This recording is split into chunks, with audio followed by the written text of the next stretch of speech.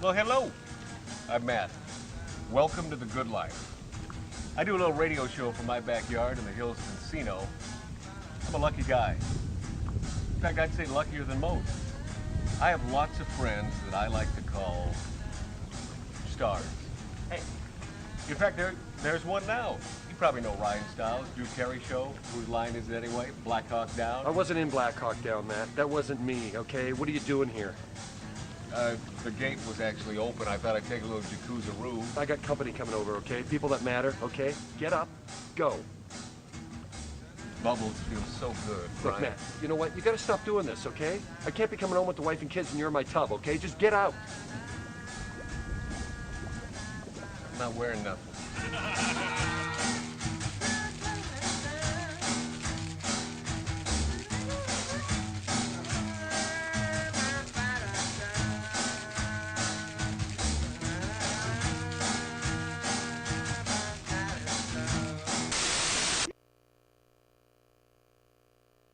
The doohickey that rolls. Hi, this is Meatloaf. Okay, kids, you know what time it is? You know what time it is? It's Outlaw Radio time! The most imitated radio station in the nation. I'm through with standing in line for some fun to begin, but I found a good thing leaving me with a grin. It's time for Outlaw Radio to begin. What you want. You have the great Billy Gibbons here? Yeah. It's very cool. He's just passed out. Hey, that didn't sound too bad. Had to lighten them up loud. Oh, man. We're here with Matt. Oh, yeah. Had to lighten up. Oh, little Outlaw Radio. We're here with Matt. And he's not fat. We got all his guys and girls in the house. Let me tell you, that's where it's at. And that's, ladies and gentlemen, Matt Allen. Pass me a gallon.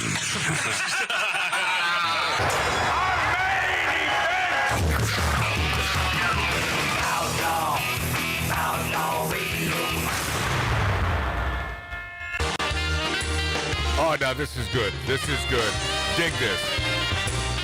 Sort of a swing version of Stand By Me, something that is unprecedented with the great Billy Vera and Larry Chance. Just dig this. Darling, darling, won't you stand by me? Love Billy's voice. Oh, I want you to stand by me. Oh, yeah. I'll make you happy. I'll make you glad. I promise you, my baby, that you'll never regret. If I told you once, I told you twice. What'd you tell her? Hold my hand. That would be so nice. Bob. I'll never hurt you, never desert you. Stand by me. Oh, stand by me. Ba-da-ba-da-ba. Oh, and I will stand by you. He is, Billy Vera is very proud of this version because when Larry Chance came to him and said, you know, you want to record Stand By Me? And Billy said, another version of that, I don't think the public can take it. And he was sort of right. Then he heard this new sort of Frank Sinatra-esque version, and he said, okay. So they got together, and there it is, the Stand By Me. And it would have been a great segue or a transition into Billy Vera on the phone, but I don't think he's there. No, didn't answer. Yeah. I just don't. I'm either too loud or too loud. Just something in my phones. I don't know. But you know, he was the one guy I could count on as being a guest today. But when I hung up the phone yesterday, I don't know. I was thinking, is Billy okay? You know, he's about to turn 80 years old. And a guy like Billy Vera, I don't know if you're like me and at one point in your life you had a beard, but then you shaved it off when you were probably around 22 years old. But enough about that. I don't know if you look at a Billy Vera and you say, you know, that guy doesn't age. Maybe aesthetically, but man, he's always that 17-year-old kid.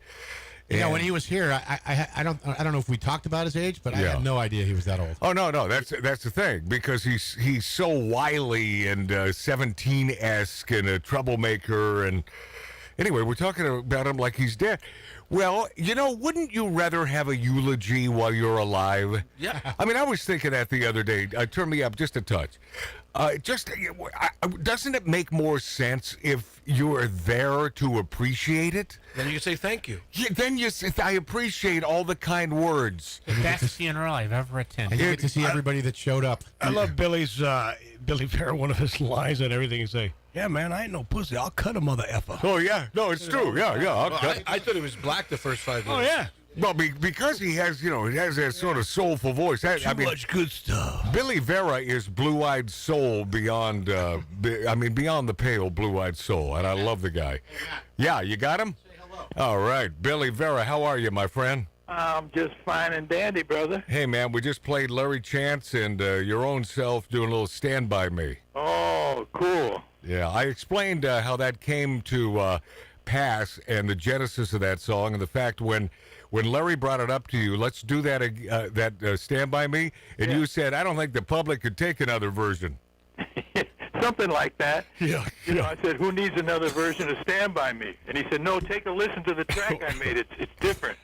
Yeah. See, So he's my friend. He was one of my best friends since 1962. We've been friends. And so I listened to it, and it was, as you heard, it was a fantastic track. Yeah. Yeah, awesome. I mean, listen to that. It's just, as my father would say, and he would say even today, because, no, he's still living. Let me knock on wood. I hope I haven't jinxed him, but my dad, one of the greatest musicians on the planet, he'd say that song swings. Does that sound familiar in the music vernacular there, Billy? Absolutely. Yeah. So what is a Billy Vera, the great Billy Vera, of so many hits, but of course your classic At This Moment. What are you doing at this moment on a Saturday? On a Saturday, I must be losing my mind. Do you know who H.B. Barnum, the arranger, is? No, but I know P.T. Barnum, very dear friend. That's a different guy's Bridgeport, Connecticut song. There's a statue to P.T. up in Bridgeport, Connecticut, down by the water. Yeah. Which is one of the shittiest towns in all of Connecticut. Yeah, is it really? I'm trying to remember if I've been there. I may have been there, and I usually remember the S-H-I, those towns. I remember those because they're the ones that I like the most. Yeah, no, you wouldn't like this kind of shitty. Okay.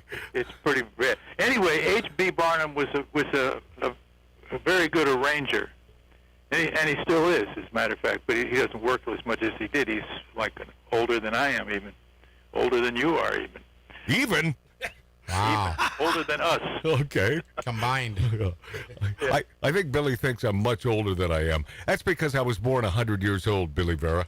I know, man. You were born a grown-up. Yeah, it's true, man. In every way. Are you listening to me? All right. So I hear. Yeah. So tell me about. So there's a P.T. Barnum statue in a bad part of Connecticut. Yeah, Bridgeport. Yeah. That was the story. No, there was no story. I was going to talk about. I was supposed to go to. I woke up this morning thinking I had nothing to do. Yeah. And I about the 11 o'clock, I suddenly occurred to me that I was supposed to go to a breakfast with HB and a bunch of his friends. Ah. And I said, how I must be getting an old man era because I should have known that. It was right in my book here. Yeah. But sometimes, you don't look at your book. Yeah. I felt bad. Yeah, I try not to look at my book. It reminds me of bad things, Billy. You know how that, like your stint being the band director and the beautiful band on Rick D's Into the Night. Do you ever think back to those days? Every once in a while, somebody posted. I managed to get Lou Rawls on the show one time. Usually they put on these dopey hip hop acts. Right. Yeah. That nobody cared about. There was a lot of that. Yeah. On that show, and I said, man, you get grown-ups are watching television at 11:30 at night. Huh? You're not getting teeny boppers. Right. I said, why don't you put on, Dion DiMucci, or why don't you put on Merle Haggard, or Frankie Valli, and Lou Rawls. So I managed to get all of them on the show somehow. Nice. But I got Lou on there one day, and we had just I just produced an album on Lou.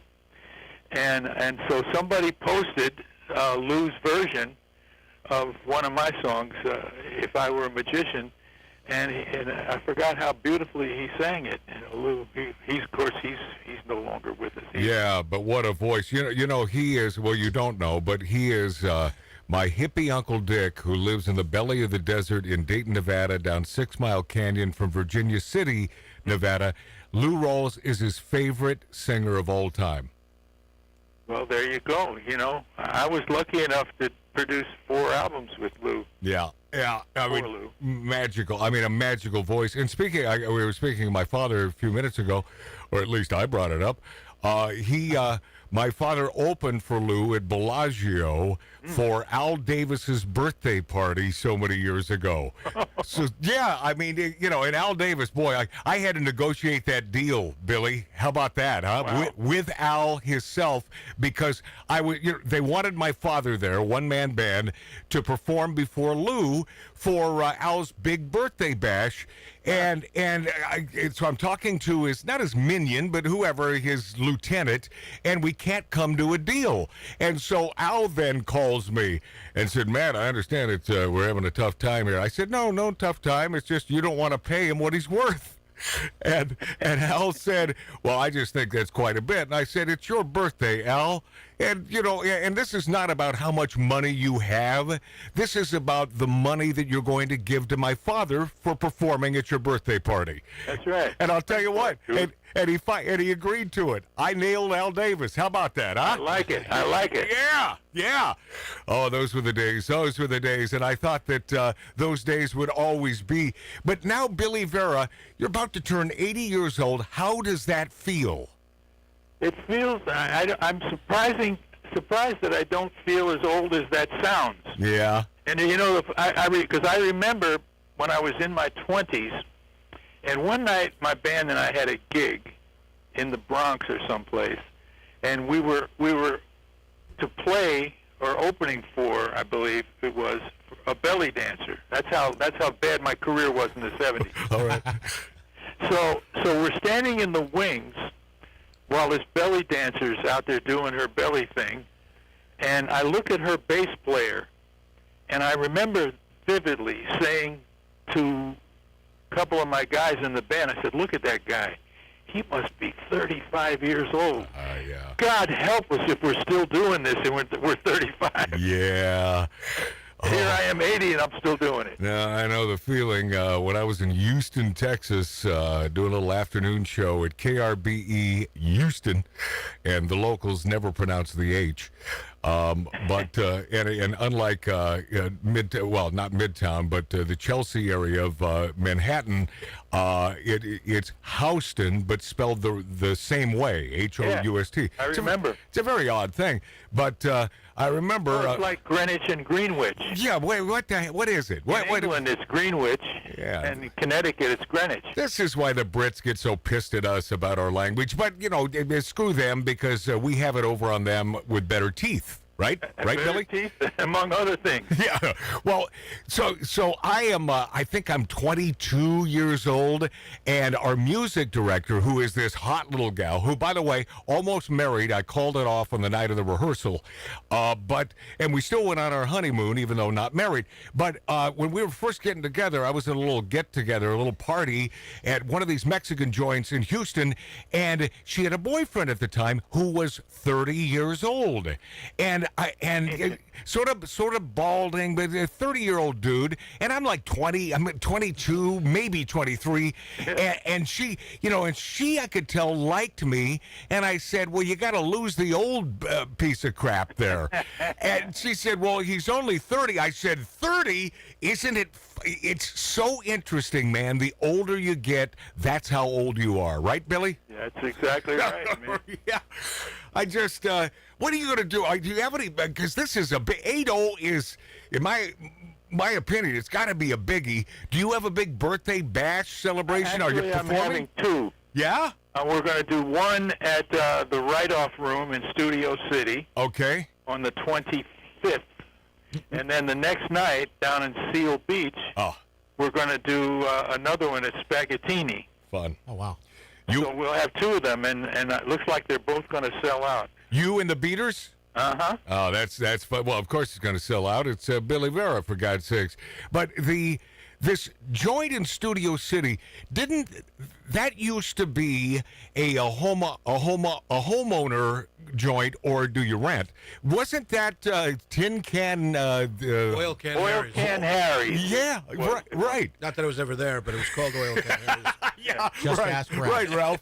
Right. Did you hear Ralph? I heard Ralph. I heard him. Yeah, he said, so not that I was ever, by the way, I was there because the cowboy from the Village People, Randy Meyerson, no, what's his name? Randy Johnson? No, you don't have to call him Johnson. Randy Jackson. What the hell's his name? Jones. Yeah, I've known him forever, and I get no help from this crew, this 1876 Virginia City, Nevada-style bar crew, but he was having a get-together there, and it was a shindig, and Mark C.G. Boyer, who is sitting here in the Lighten Up Lounge, he loved it because for the first time in his entire life, he was hit on. Oh, constantly. Yeah, and it didn't. Well, yeah, but it didn't matter the gender for him, Billy. You got to understand. It's just being hit on. More power to him, as we always say. as we tend to say. Hey, I bet this guy is a buddy of yours, and I will ask him to. Well, I'll ask you right now. But it seems like someone you have run into, and I haven't talked to him in years. Although we used to get together at least once a month. Robert Davi. Remember old Robert Davi? I see him. I see him on Fox News every once in a while. Okay, see, if you're not a buddy of Robert Davi's, I need to put you together with him. He's going to be on the show today in less than an hour. And it's been a while, and he does some real powerful stuff. And, you know, this whole Jew-hating Ilhan Omar crap, he's had enough. And this new movie he's in is kick-ass. And not to mention one of my favorite bad guys, one of my favorite villains in the James Bond movie. And the Goonies. Oh, and the Goonies, yeah. Die Hard. Yeah, he was in all the biggies. And he's got a good crooner voice too. He does like Sinatra stuff. That's what I hear. Yeah, he talks about that whenever he's on the talk shows. Yeah, but you know, we're talking to the madman of musical mischief here. I mean, there's just no comparison when it comes to Blue Eyed Soul and this incomparable Billy Vera, for God's sakes. I mean, if you don't mind me saying. I don't mind at all. I mean, you know, somebody's got to say it. Yeah. You know, it can't be me. Billy Vera, who is your favorite Blue-Eyed Soul singer of all time? That's a good question. That's a good question. That's why I asked. Medley's good. Oh, yeah. Old Medley's Billy. Excellent. Billy boy. I never got to meet him, although I knew he was in the audience at a couple of my shows, but I didn't get to meet him. It seems to me that he would have taken the opportunity to meet you. I mean, to want to meet you. Well, he took the opportunity to come and see me, so that's... Yeah, that's good enough. Yeah, I'll tell you what, my favorite is Blue-Eyed Soul, but do you consider Hall & Oates in that sort of camp or not? Yeah, sure. Yeah. You know, John Oates is a really super nice guy. So so you're saying that this little feud between Daryl and John, so it could be Daryl's fault? You know, there are a lot of legal ramifications right now. So I hear. You know, my old bass player from New York, who was afraid to come out here to join me when I moved here in '79. Right. He ended up being their guy. Their bass player for all those hits. Wow. I knew him as Tommy Woke. He somebody changed his name to T-Bone Woke, which I always thought was a terrible thing because there's only one T-Bone. That's T-Bone Walker, the great blues man. But that's neither here nor there. But what about Hamilton, Joe Frank, and Reynolds, who were the T-Bones, and then they became Hamilton, Joe Frank, and Reynolds? Did you know those dudes? No, No, I don't know. I didn't know a lot of white people back then. Is that right? So you only hung with our black brethren? Well, I used to play. You know, I got known playing at the Apollo Theater, man. Yeah, that's pretty cool, man. You know, I mean, me and Judy Clay, and I was the white member of that duo. Yeah. You know, here's the funniest thing. Our record came out, and it became a big hit in New York, and so we get an offer to play the Apollo Theater, and I had been a customer at the Apollo Theater. I mean, I was there when James Brown made that famous live album. Wow. In the audience. That's heavy, yeah. Yeah. So one of my dreams was to play the Apollo Theater. So we get at this gig. Now, in those days, you know, there was no photograph of us yet. So in those days, there was you did a 7-day week, 5 shows a day. I know it's coming, yeah. And so the night before, you at the end of the previous week's show, you go to rehearse with the house band. So I walk up there, and the stage manager was a fellow named Honey Coles of the famous tap dance team Coles and Atkins. So he says to me, he says, Harlem hasn't seen you yet. I love that. He says, but I got an idea. Now, this is a month after Martin Luther King gets killed. Holy cow, timing. There's riots going on across the river in Newark, yeah. New Jersey. So he says, I got an idea. He says, Billy, you enter from stage right. Judy, you enter from stage left. Let her take 3 steps out when we play your chase music. That's the music they play to bring you on. Right. And then you make your entrance on her 3rd step. So, you know, I knew those old timers. They knew show business backwards and forwards. Hell yeah. You know. I mean, these are the kind of guys that they saw it as their obligation, their holy, sacred duty to teach you us young guys the ways of show business. Yep. God bless them. God bless them. Yeah. They don't get that anymore. No. Anyway, so I'm there, 10:30 in the morning, first show of the day. 1, 2, 3, enter. 1,500 people gasp at the sight of me. I hear them yelling. I hear them talking. That's him? That skinny little white boy. They'd all bought the record already. Oh, yeah. Everybody in Harlem had our record. So he already snatched their money. So, yeah. Well, you know, what he had done was the opening act was always a highly choreographed, what they called a flash act. Right. To get the audience excited. Going, yeah. Act number 2 is usually somebody new or somebody not that great. And then each act get better, star, headliner. Right. So we were on second because he didn't know how we were going to go over. Of course. We killed. Oh, love it. We murdered him. Love it. So after the first show, he comes up to our dressing room and he says, I'm going to change up the show, man. He said, I'm going to put you 2 on right before the star. Wow. He says, because ain't nobody going to follow you 2 motherfuckers. Yeah. That became our spot before the headliner. Yeah, that's gorgeous. I love that. It was great. You know, I mean, I loved it. And you know, I had worked with a lot of the black acts prior to that as a backup musician.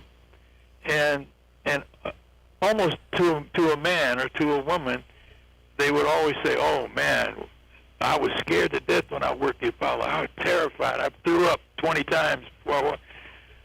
For some weird reason, maybe I was too stupid, I was not at all afraid walking out on that stage. I felt like you belong there. You belong there. And my exact word. And P.S. Billy Vera, it's I also believe it's because you don't have a racist bone in your stinking body. No, man. Yeah. And see, I'm the same way. I used to visit a little joint called the Baby Grand, which was a great little jazz club. That's on 125th Street. See, you know it too. And I was the only white guy, myself and my limo driver, who, by the way, was not a bodyguard, but it was like that scene from Animal House. I swear to you, when we first walked in, the place went silent, and then 3, 2, I go to the bar, I order a drink, everything's cool, and no one's accosting me, and they're digging the fact, I think, that this white boy has the balls to walk into this joint. And, you know, you and I share that. We We tend to lean right politically, and we don't have a racist bone in our bodies. And, boy, I'm speaking for both of us here, and we're great people, Billy Vera. I love you, my friend. Happy birthday. You, my boy. Okay, we'll get your ass over here in the next few weeks, all right? You got it, my brother. There he is. Is he one of the greatest? He is one of the greatest. Robert Davi is going to be on the show, and a buddy of mine from Eugene, Oregon, in mere seconds on Outlaw Radio. Your place is furnished like the president's suite. Why is he talking Your while I'm freezer's talking? filled up with the finest of meat. Somehow you manage on 100 a week. Oh, that's good They to say know. you That's like good to to know. feel white gold Yeah, on he your would. neck. He would appreciate that. They say when you make love you like to direct. And that new sports car you proceeded to wreck. They say I ought to ask who picked up the check. Yeah, no, it's very I can good. take care of myself. My friends all say I ought to think twice. No, don't have time for that. But you know you have to I call. can take care of myself. I don't need nobody's advice. You're so nice. But what you can come in instead of a stager, in lieu of a I've stager, never met someone so hard to impress. 885 Vera Until drop. What I one day would by use chance you saw my is the one if address. you push, The next go day you 885 had and on then your push it again. lowest Look for Vera drop long. But I can take care of myself. My friends all say I ought to think twice. I can take care of myself. I don't need nobody's advice. You're so nice. Oh, play the song, boys, play the song.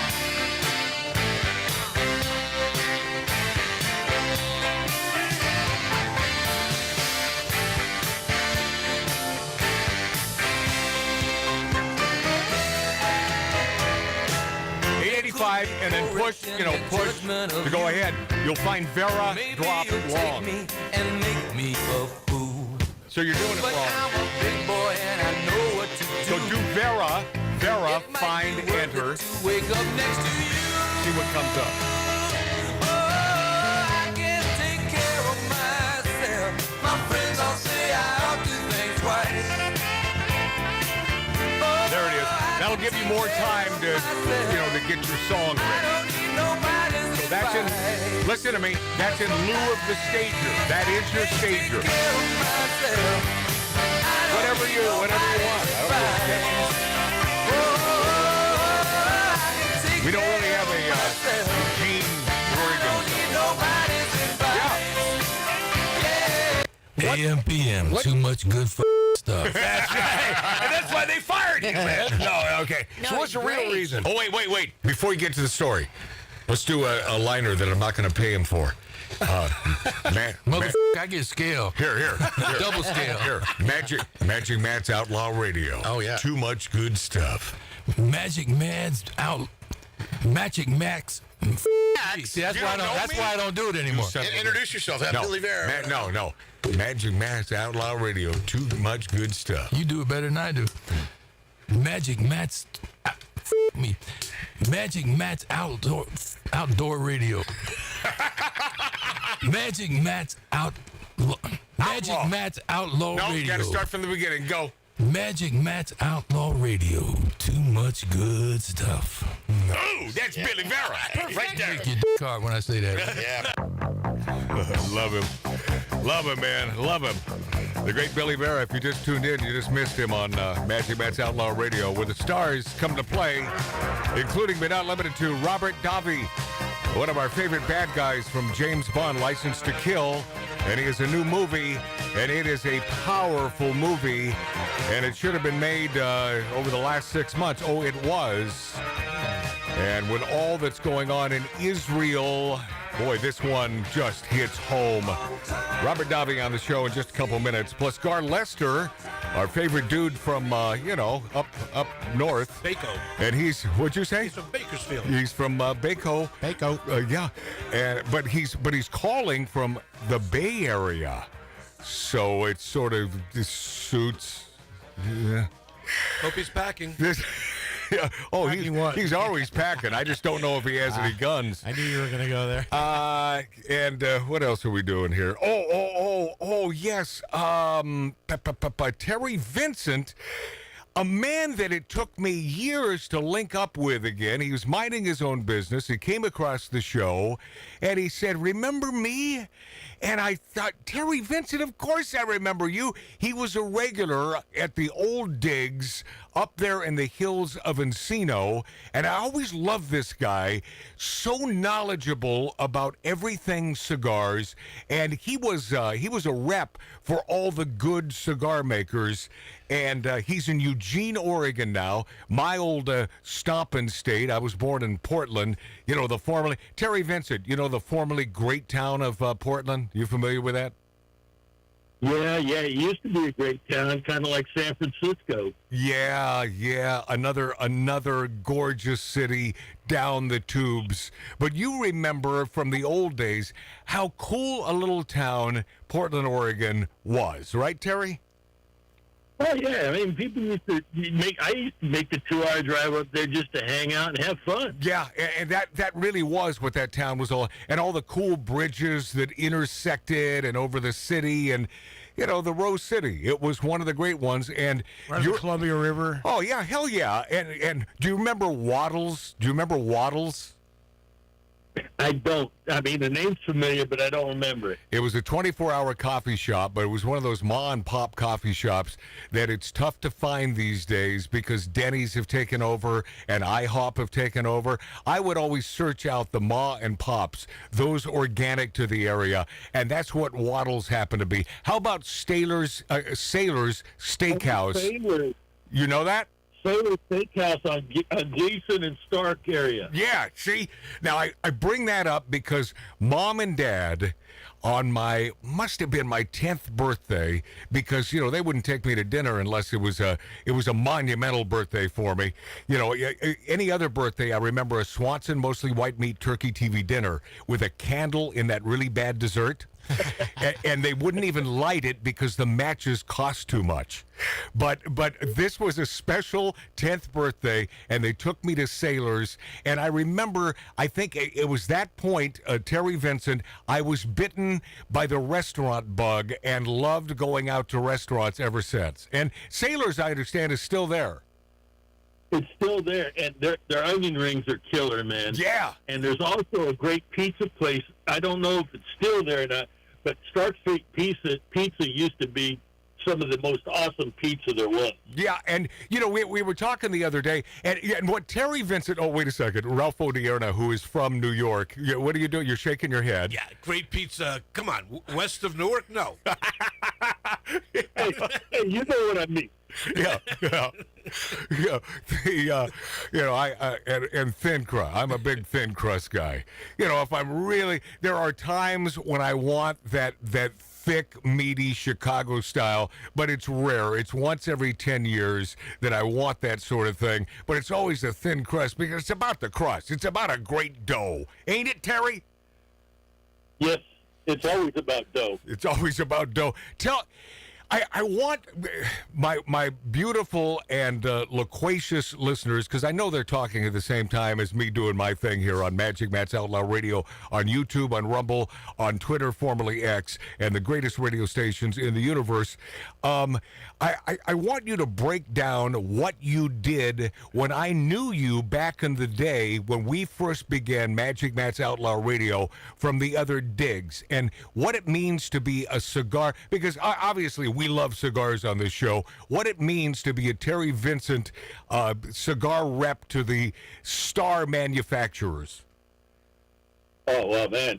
I started in 78 when cigars were nothing. And we used to, back then, manufacturers used to take cigars into the cigar stores and put them in on consignment so they could clear out their warehouses and get new product in. Right. And we charged the guys, when we came back, we charged them for what they sold.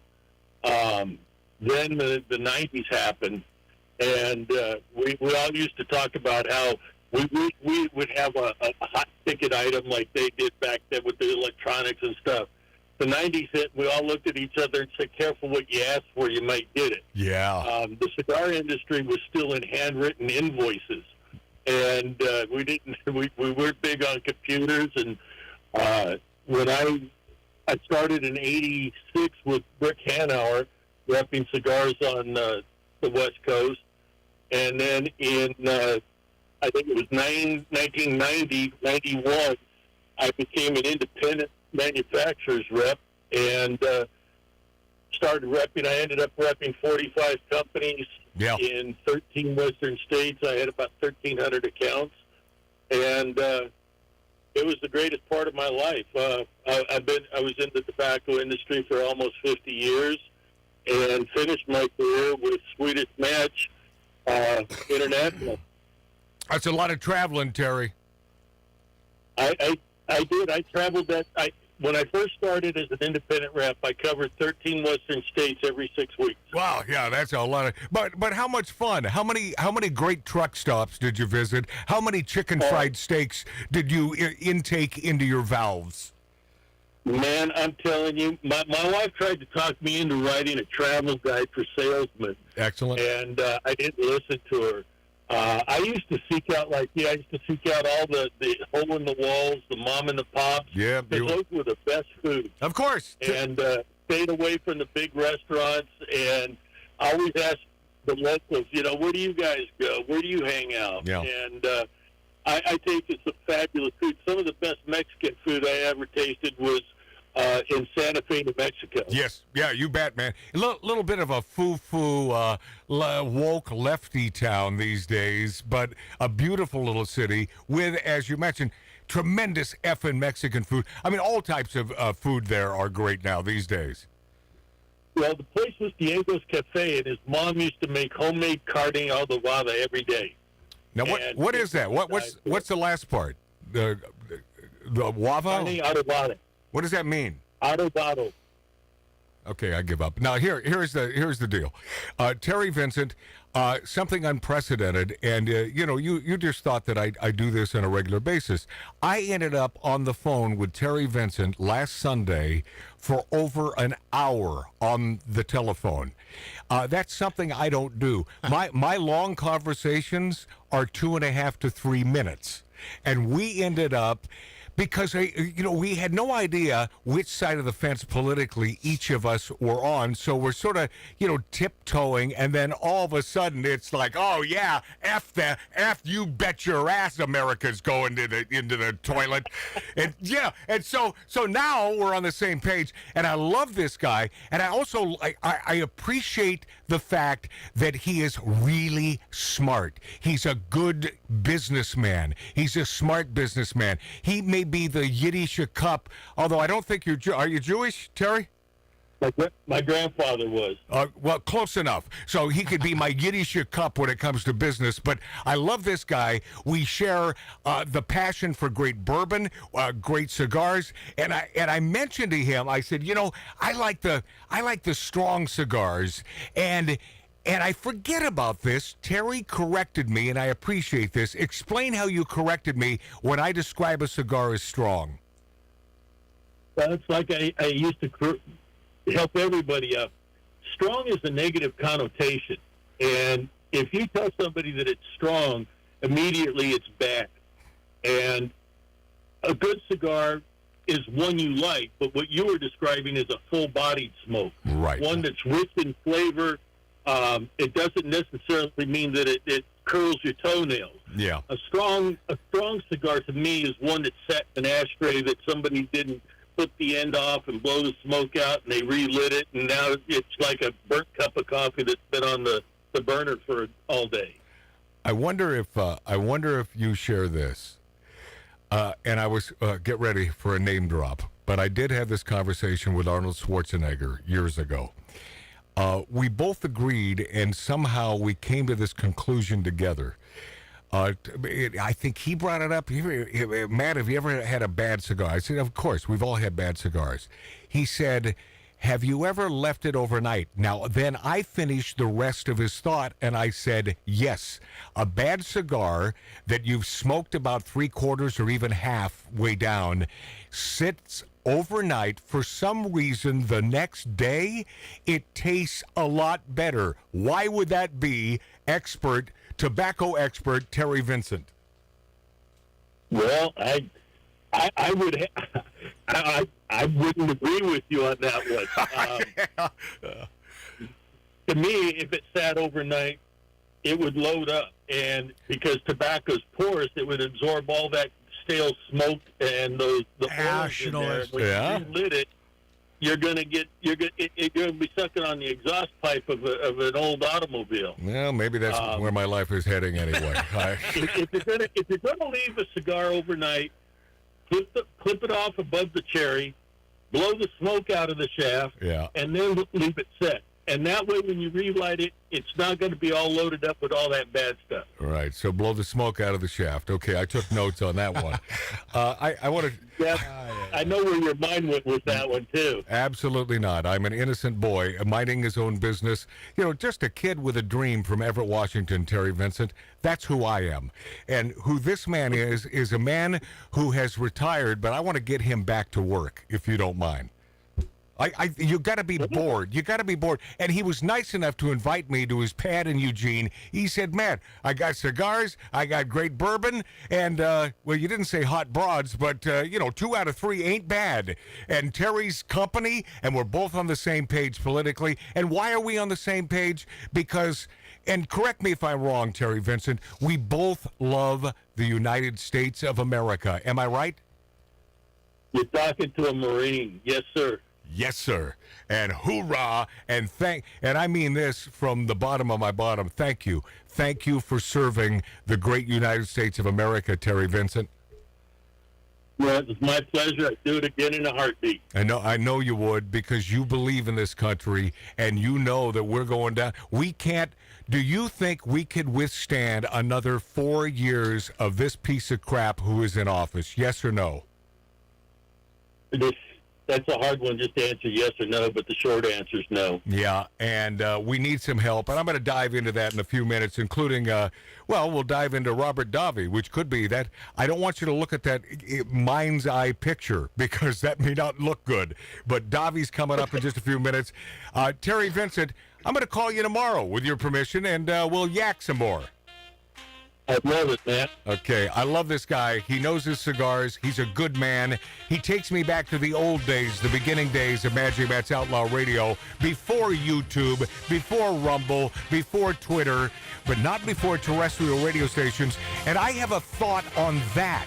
Terrestrial radio versus these other platforms and the mindset of some of these young'uns when we return next on Outlaw. Take a look around the room. Love comes wearing disguises. How to go about shoes. Breaking down by shapes and sizes. I'm a man who's got very specific taste. Just my type. Oh, you got a horse in my brain.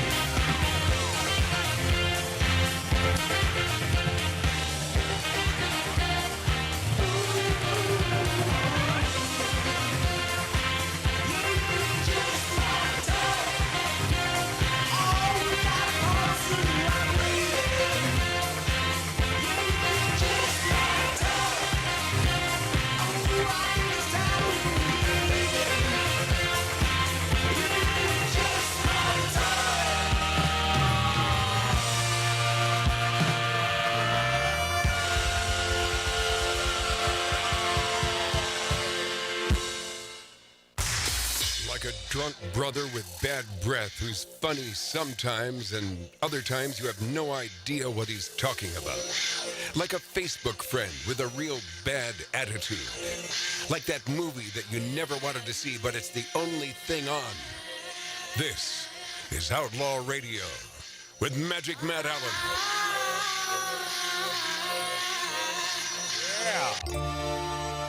Yeah. My old buddy Robert Davi.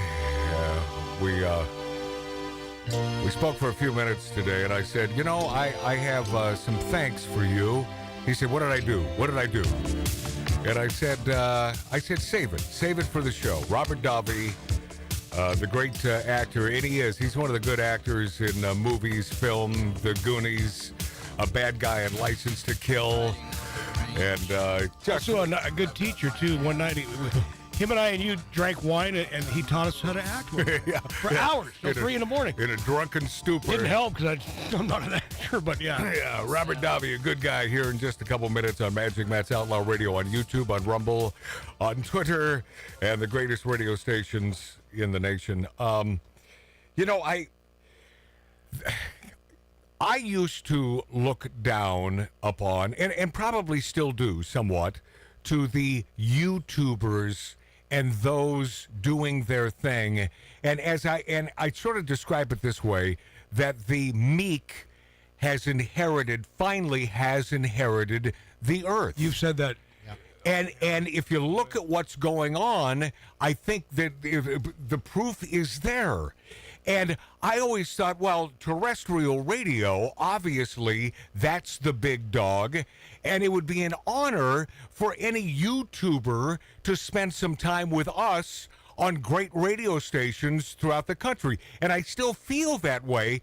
But I have a feeling that things have switched. And if you have any thoughts on this, anyone in this 1876 Virginia City, Nevada style bar, I'd love to hear it. That they look at us as old-timers and not with it, and that their medium is much better and reaches more people. Ralph O'Dearna, wrong or right? Oh, absolutely right, because it's made the common person a celebrity, and they're not a celebrity. Right. You notice that also, Ralph? It's taken the mystique out of things. Like all the celebrity is gone now. It's like nothing's a mystery anymore. Like people used to wait for that guest. Martin. Now, hold on. I know what my brother's saying. These folks are easy to reach, but they make it difficult to reach many of these with a gazillion subscribers and so on. And you know, we have a tough time garnering subscribers because YouTube hates us. And if you don't think that faction's into this, you're sorely mistaken. It's called shadow banning. And I know what's going on. I've had folks research this. Why do we have all of a sudden 419 views and then an hour later we have 3? Oh, no. Because it's that they know what they're doing. Yeah. But I'm going to give you a good example. I don't really have time. We're into this for about, 4 minutes now? 3.5? 3. Oh, okay. So I'm just going to play a piece of this.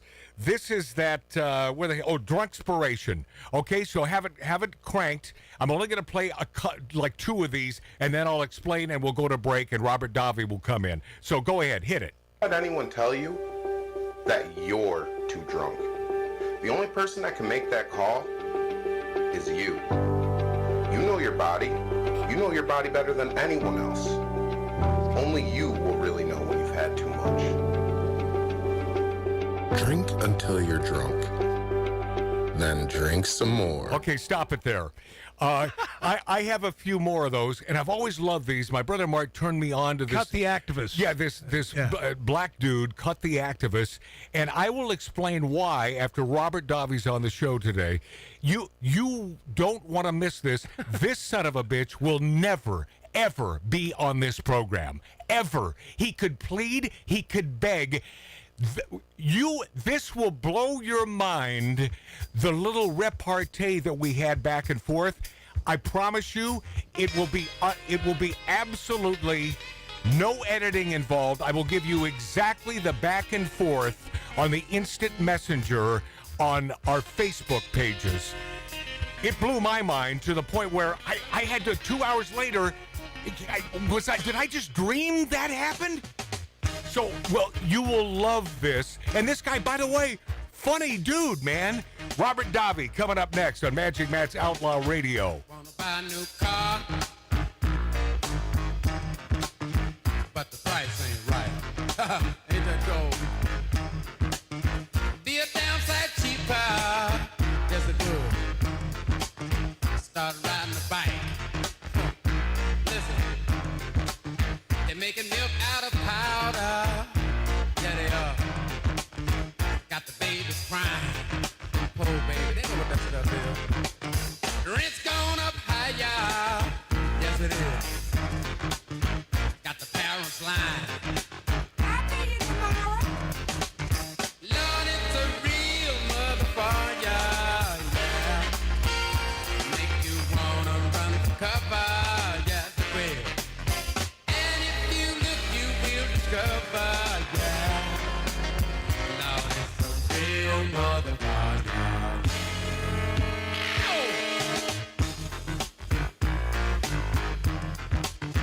Good dog. Listen, got to go to a disco. Throw your troubles away. Dance to the music that the DJ plays. Well, all right. And then the lights come on. Yeah. Like you knew they would. Got cold. Gone home and face the music that don't sound too good. Ain't that cold? Listen. Lord, it's a real motherfucker. It'll make you wanna run for cover, yeah. And if you look, you will discover, yeah. Lord, it's a real motherfucker, yeah.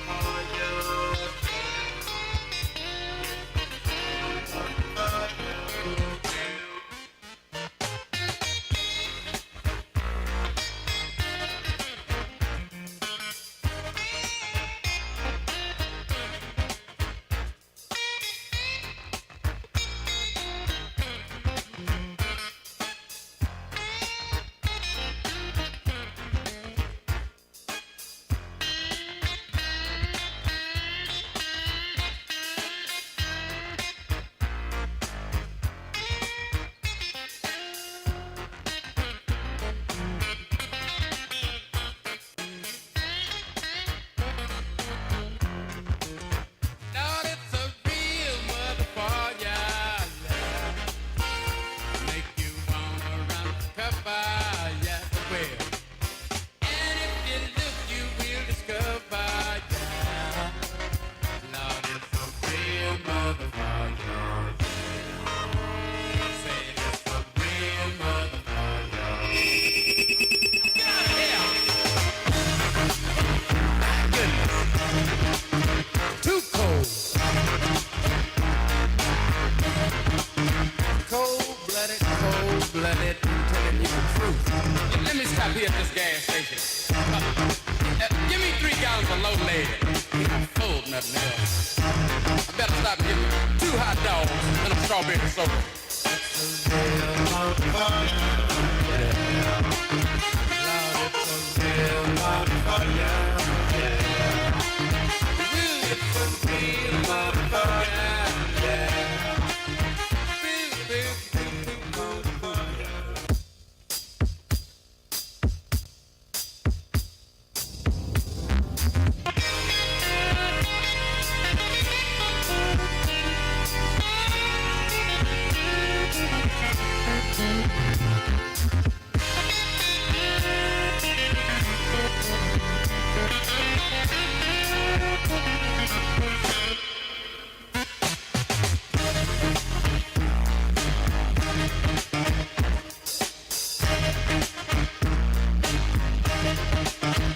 wanna buy a new car, but the price ain't right. Ain't that gold? Be a downside cheaper. Yes, I do. Start riding the bike. Listen, they're making milk out of powder. Yeah, they are. Got the babies crying. Poor baby, they know what that stuff is. Rent's gone up higher. Yes, it is. Got the parents lying. I'll take it tomorrow. Lord, it's a real motherfucker. Yeah. Make you wanna run for cover. Yes, it will. And if you look, you will discover. Yeah. Lord, it's a real motherfucker.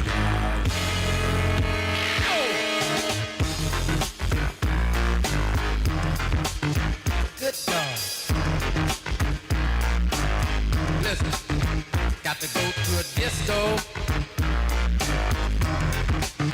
Throw your troubles away.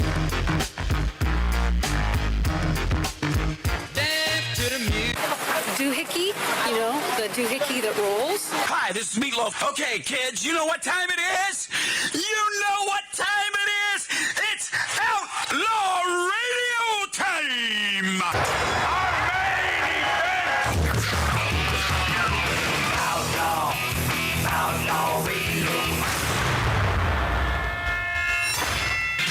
Hi, this is Sean Young on Outlaw Radio. Hey, this is Shelley Berman on Outlaw Radio. Listen, come on, listen to me or listen to Matt. If you like being bored, it's great for you. It's Robert Hayes. I'm here on Outlaw Radio with Magic Matt, a.k.a. The Weasel. We are here to drink. We're here to smoke. We're here to interrupt. You may drink. You may smoke. You may interrupt, but I'm here to... Live from the Lighten Up Lounge, this is Dom DeLuise saying, this is Outlaw Radio. Hi, this is Chuck Woolery at Lighten Up Lounge on Outlaw Radio. Lots of fun, guys. Be back, 2 and 2. Hi, this is Gilbert Gottfried, and you're listening to Outlaw Radio, where we smoke, we drink, and occasionally we bother people who look old and weak. Hi, this is Rick Dees with Magic Matt, a.k.a. Mr. Cigar, in the Lighten Up Lounge. We drink, we smoke, we interrupt.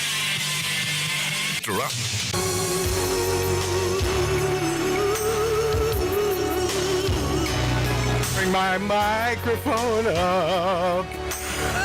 Oh, yeah. Welcome back, my friends. Welcome back, my friendlies. Now I'm a little loud. Welcome back to Magic Matt's Outlaw Radio on great radio stations and YouTube and Rumble and Twitter. You have to punch it in exactly like that, Magic Matt's Outlaw Radio. This was a good theme, man.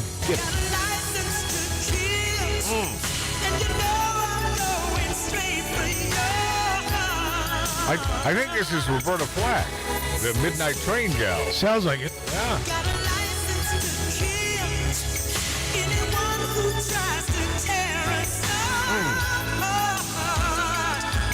And of course, it would be a great transition and a great segue into Robert Davi, the bad guy from that movie with old Lazenby. Isn't it funny? So Ralph gives me the nod. I know that means... Here. Yeah. That means that, of course, Tattoo Dave is talking to Robert Davi, which means that I can say, hello, Robert, how are you, bud? Hey, Magic Matt, how are you doing, buddy? Hey, it's been a while. This man and my own self have known each other for myriad years, and what I wanted to tell you, what I wanted you to know, is that it was you that forced me into a little club called FOA, and it was one of the greatest things you ever did, although Friends of Abe is no longer with us, and isn't that a shame, great movie star Robert Davi?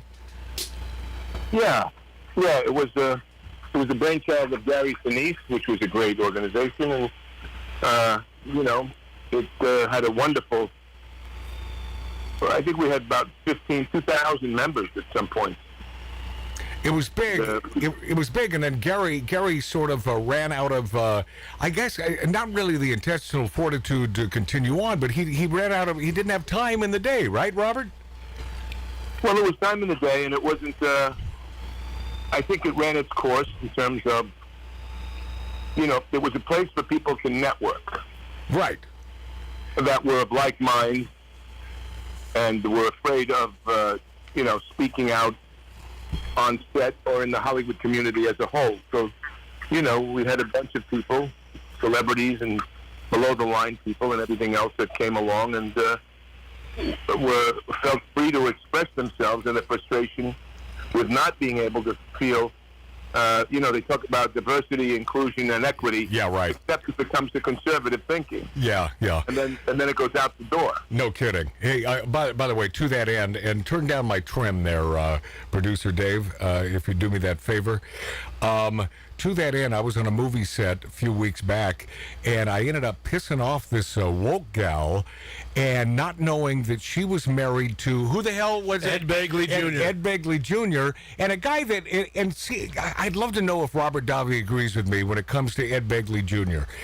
I've always appreciated Ed. I like his acting skills and his chops, but I've always appreciated him because he sort of walks the walk, talks the talk. Even though he's on the left, he's not our cup of tea politically, Robert. But do you sort of get that and sort of agree with that? Yeah, Ed's always been a very strong guy in terms of one of the earliest guys to worry about, let's say, the environment in a certain way, in terms of having it be clean and separating the garbage and, into recycling and that vibe. Mm-hmm. And his wife, Rachel. That's the gal. That's the gal I pissed off. Apparently, Robert. Why did you piss her off? What happened? Because she's quite a lovely lady. Oh no! I remember. And by the way, I agree with you. But it was a guy a troublemaker named Ronnie Shell. You remember that character actor, that comedian Ronnie Shell? He and I have been friends for years. So he started it because he knew what he was doing on the set. He started this by saying, "Matt," very loudly, "Matt, I got to talk to you about your love for Trump." So see what happened there, Robert? Yeah. Yeah, what happens is they don't want people to have a difference of opinion. And many people, I know, look, I was offered early on in the 2015 election, 2016 election, 2017, when I had a radio show and I was doing a lot of stuff. I had a national syndicated show, and I was very, I wrote for Breitbart the day Trump announced. People would say, why are you voting for Trump? This is back in 2015, right. 2016. Right. Why do you support Trump? And the same thing went on in 2020, and the same thing goes on now. As you see, the Adam Schiff contingent of the left-wing Hollywood community, which said Russian collusion and right. exacerbated every kind of, negative innuendo about Trump that you can imagine. And not one apology. Not one apology. No, not one apology, and still not one apology, and still the people think they still don't. It's not their style, and that they want to, they want to pick at that. And I go, you mean so you want a liar and a duplicitous SOB and a bullshit politician for 50 years like Joe Biden? Right. Who's he even talked about pulling out of Afghanistan would take over a year, but only 6 months if you left all the equipment there. And he says, and we couldn't do the equipment because they'll be using it against our grandchildren. Right. And this duplicitous pile of junk. Yeah. And people like Stephen Cobra and all these other Hollywood, some people I like and know, but I don't understand. They are so adamantly anti-Trumpers that it's almost insane. Well, here's the thing, and you got to be careful. I have to find that I am careful when I like a few things that a Bill Maher happens to say that he's on the right side of some issues, but you have to be careful because he's still one of those, and he vehemently despises Donald Trump, which means he is going to vote for the wrong guy, the bad guy. Look, Bill Maher, however you say his name, and I know the right, whenever he says something against the wokeism and certain things he says, right, they get, a thrill up the leg. Yes, giddy. Oh, look at, right. There's a left-wing guy that's now, agreeing with us on this. But recently he came out, he had an interview with Gavin Newsom, of all people, who is the joker of the, and with Bill Maher, what he says is, Well, Gavin Newsom is the only one that can win. He's a winner. He's a winner. No, and it was with what was it? Patrick Ben Davis, I think it was. Yeah, okay. He had an interview with him, and Patrick Ben David said to him, "Well, why is he a winner? What has he done? What has Gavin Newsom done?" And Bill Maher goes, "It doesn't matter. He's a winner. He can win. He looks good. But what has he done? How is he a winner? Where did he win in California? He's done nothing for California except ruin it. More into the shitter. Yeah, ruin it. Yeah, but it's all about aesthetics with these people, and it's all about, well, my God, he's good hair. Yeah, good hair. He looks the part. I mean, Robert, you're a guy who's lived in Southern California for a gazillion years, and you finally had enough and had to get the hell out, and you have moved to a place where I bet you can smell the freedom there in Florida, can't you? Well, it's a lot different, that's for sure. You don't feel so isolated, and this wonderful. I mean, we love it. We like the weather. We like Florida. We like that there's a control. There is homeless like there's everywhere else, but it's not as. You go to downtown Tampa, and it's beautiful. The streets are clean. Nice. They don't let them stay there, and it's a whole different environment. Hey, Robert. So, Robert, feed that dog. He's hungry, bro. No, that's a child. It's a birthday party, I think, at Robert's house, right? No, that's not that. My daughter just came home from a birthday party. I just got home. That's a dog. And that dog was excited because they came home and he sees them, and I didn't know they were going to come home right now. No, it's good timing. It's awesome. It's good time. I came home to do the interview thinking they're there for another hour. No, you're right. My little daughter needs me to answer the phone. Forgive me for 1 second. Yeah. I love you, Robert. Robert's a family man. He really is. That's quiet. Hey. Coming. 1 second. Yeah, no. My 5-year-old baby girl. Oh, Hello, who's here? That doggy just took a piece of Robert's leg. There she is. One of the great steakhouses in Tampa, Charlie's, is leaving their iconic location for a brand new location. Oh, is that right? Yeah. Hey, are you there? I'm here. Yeah. So let me just say this. So the Gavin Newsom thing. Yes. And here's another thing. Remind me about The Rock as well. I will. And Gavin Newsom. So Gavin Newsom, when we had the COVID experience, gave over $1 billion contract for masks to a Chinese company. Yep, I'm aware. Follow me. A Chinese company that never made any sterile equipment at all. But you know what they did make? Campaign donations? Electric batteries and electric buses. Yeah. That's what they made. And he gave over $1 billion. Instead of bringing it to California, right, he had them imported from a Chinese company because it was right before Biden blundered the whole Afghan thing and gave China the mineral rights to Afghanistan, the lithium rights in Afghanistan. America lost them. Biden has been the most duplicitous, seditious piece of crap public figure, along with Pelosi and the rest of them. And Newsom, the nephew, of course. Yeah, I mean they walk in lockstep. And don't you ever scratch your noggin, Robert Davi? Why do they hate America so much, or do you have the answer? Look, it's been going on for decades. Yeah. This is no surprise. Everybody's asleep. I wrote about this so much over the last 2 decades on Breitbart. David Horowitz talked about it forever. Yeah, forever. You're right. Since the 90s. We knew about this. Reagan fought them in the 40s. Reagan talked about it in the 40s, in the 50s, in the 60s. Yeah. And Hollywood does movies about the blacklist, about the communists in our country. But what he doesn't talk about, what they didn't do, what Hollywood didn't do, is exonerate McCarthy, because the people he fingered as communists in our government were. They were. 99% with the Venona Project, he was exonerated to some extent. Now, I mean, it's just the duplicity of the political class today is seditious. But, however, the question remains, Robert, why were they brought up with this Marxist mentality? Was it the indoctrination? Because this indoctrination in our schools for the last, 60 years now is finally taking hold. You see this, right? Well, Matt, if you go to Breitbart, I wrote an article about Bill Ayers about 2014. Yeah. And the Weather Underground. Now, Bill Ayers and the Weather Underground, don't forget, in the 60s and 70s, what they said was, with Bill Ayers and Bernadette Dorn and all those people. Good buddies with our former president before, the good one. Yeah, there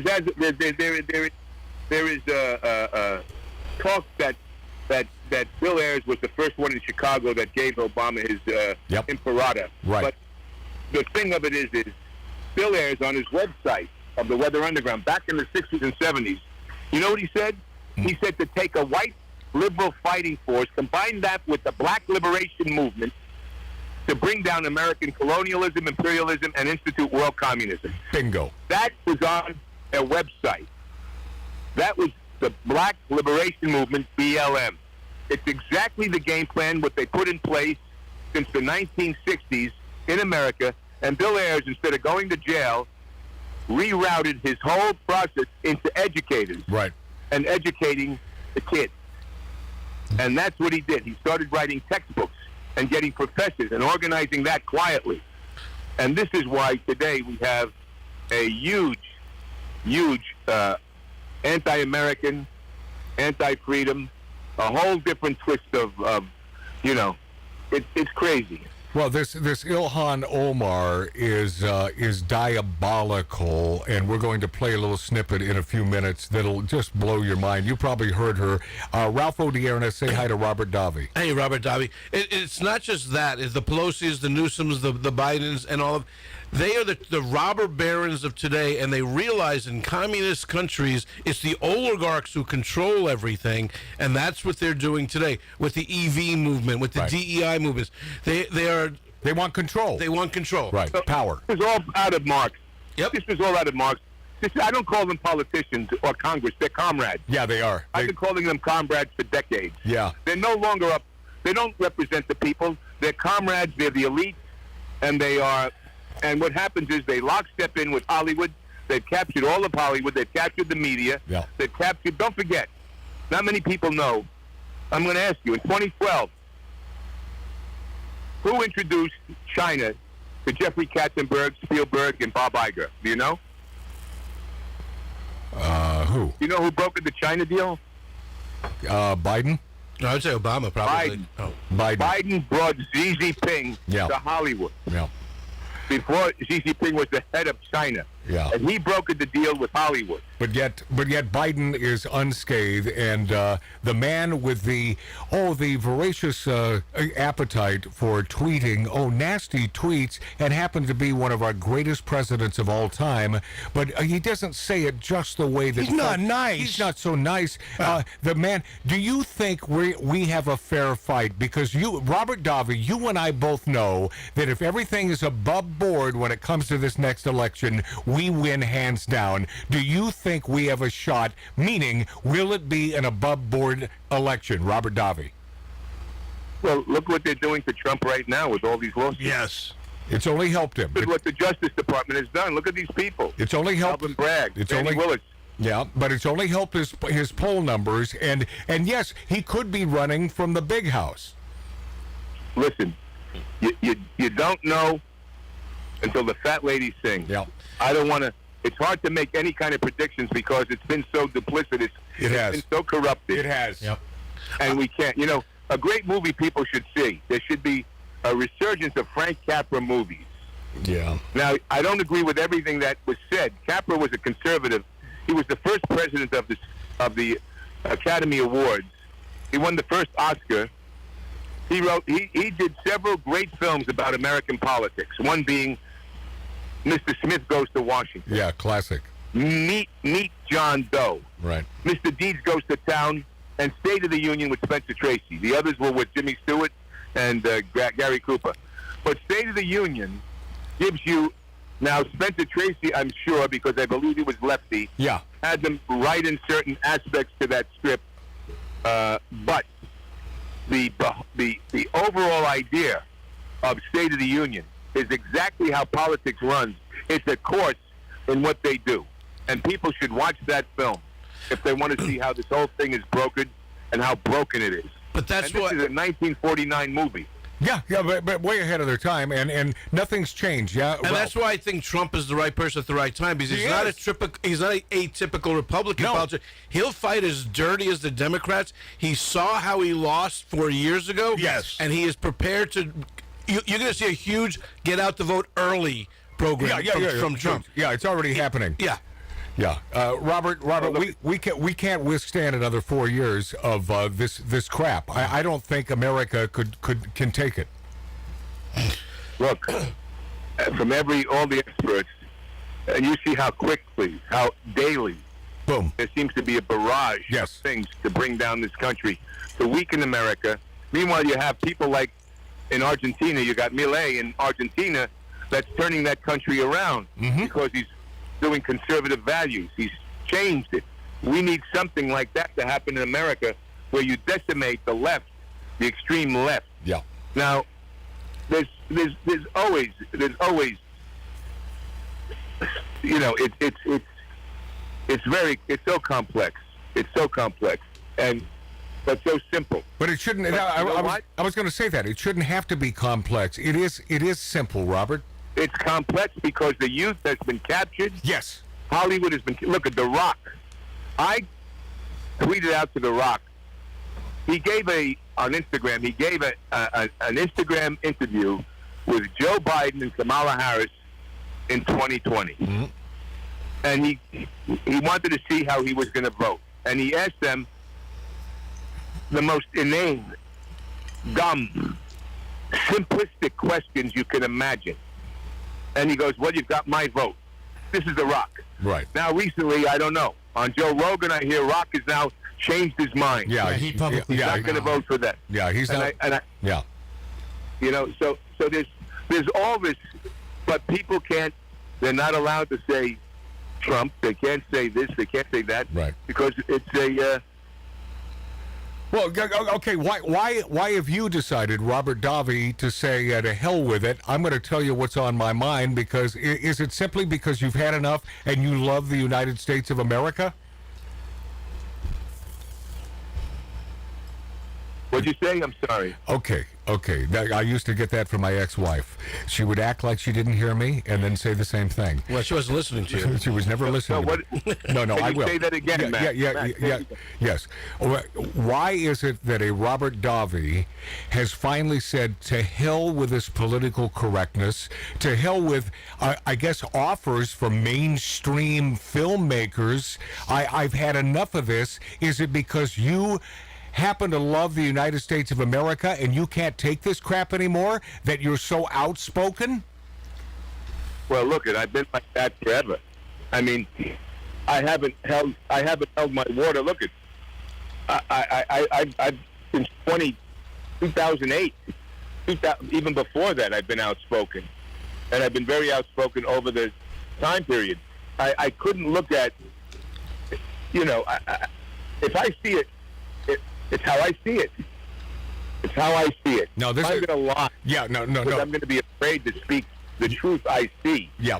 And not everything is right. Look, I was wrong about Iraq. I thought we should have gone into Iraq. I believe that bullshit about weapons of mass destruction. At first, I didn't. I thought it was a bit confusing because regime change was going to destabilize it. But I was there for a minute. I was in that. But you see, look, if Robert Kennedy Jr. didn't pick this woman for vice president, I was hoping Trump would have gotten together in some way. Yeah. Because, you know, he says some of the very interesting things. And Look, I've been out there, Matt. You know. Hold on, Robert. We got a little problem here. One of the mics or something you did there? I didn't do anything. I wasn't even. Yeah, you were messing with something. So whatever that was, it's driving me crazy. You can't hear that? I hear it, but it just happened when I was writing something. Well, then let's take down the microphone where that's coming from, and I know it's not me. You know, and I didn't even get a chance. I didn't get a chance to plug Robert's movie, and so Robert, I know that you're a busy dude and you got to go, but I want to talk about this movie with you. Can you hang in there for a couple minutes? Yeah, sure. Oh, okay, so put him on hold. Let's go to break, and we'll figure this out. But, I know he was driving our listener friggin' nuts, and those trying to watch us on YouTube and Rumble and Twitter, a.k.a. X, and I was trying to get his attention. I don't know what the hell he was doing over there, but, you know, I'm sure he was all for the good of the cause. No, it wasn't. Ralph. Okay. All right, more with Robert Davi when we return on Magic Matt's Outlaw Radio.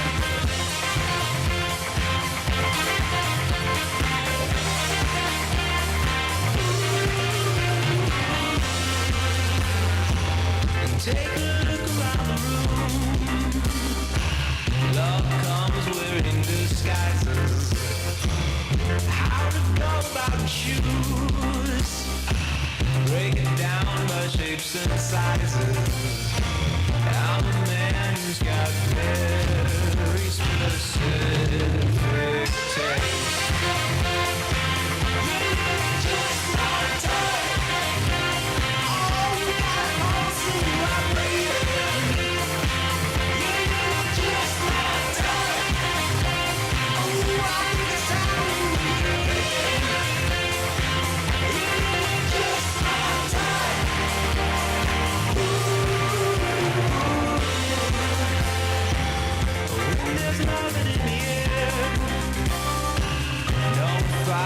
Just keep breathing. I can't help myself but stare. Double check for double meanings. I'm a man who's got very specific taste. You're just my type. All you got holes in my brain. You're just my type.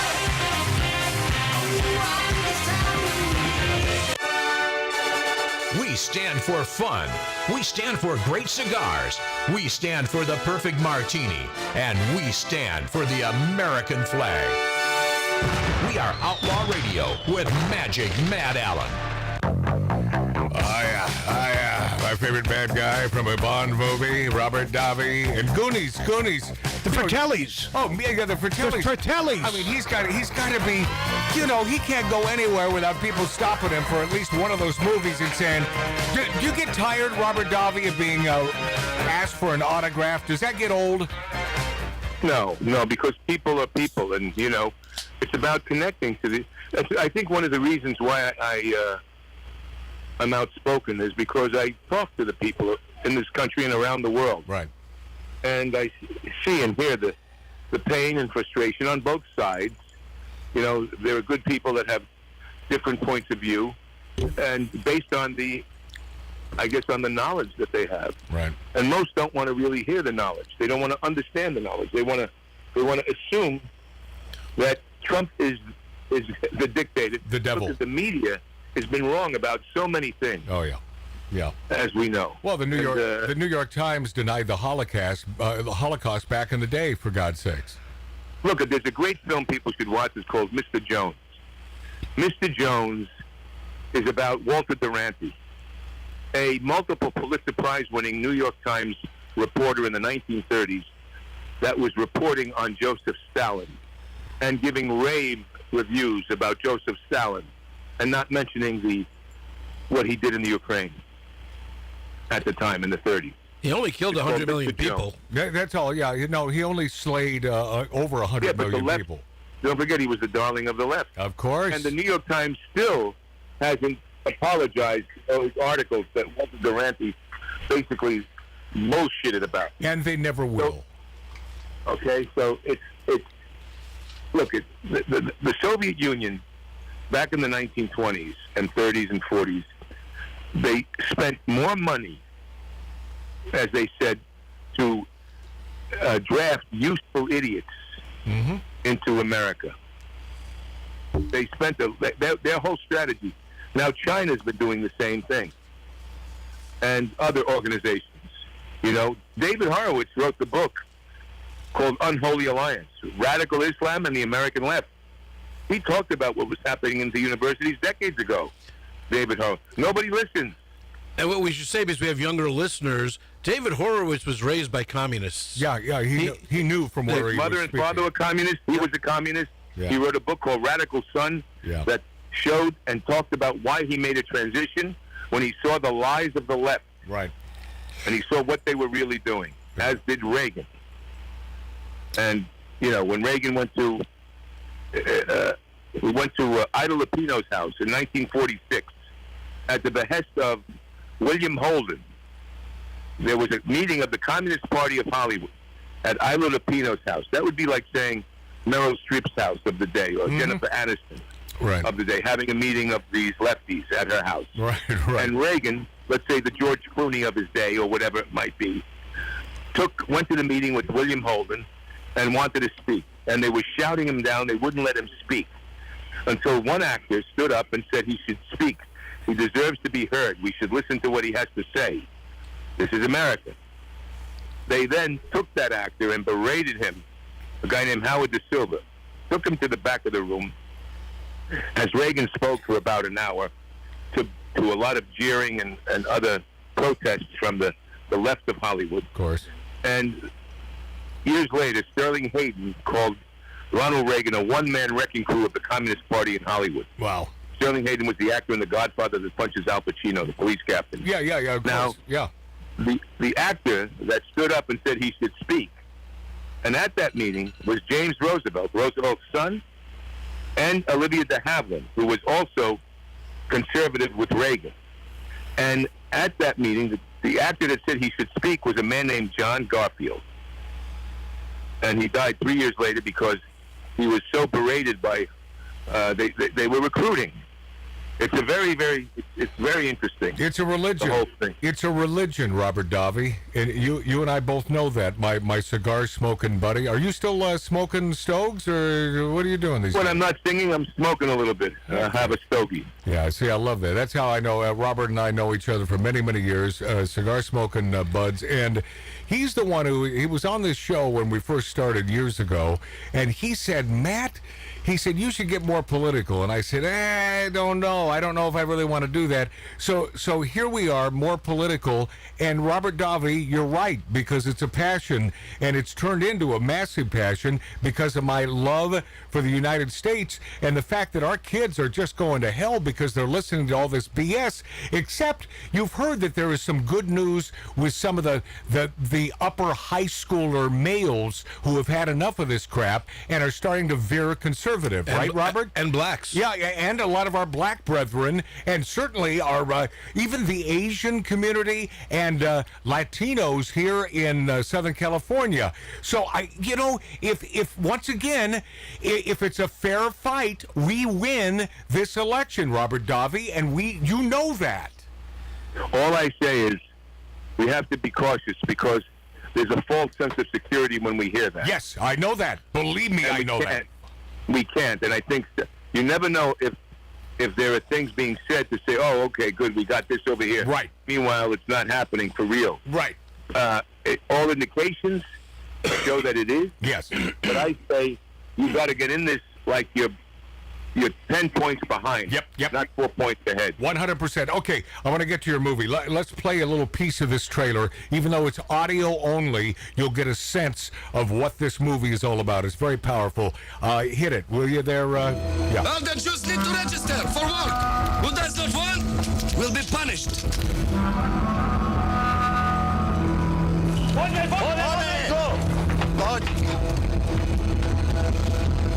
I'm the head of the Jewish Council of Badino. It's important that we keep playing the game for the time being. We're safe. You're not.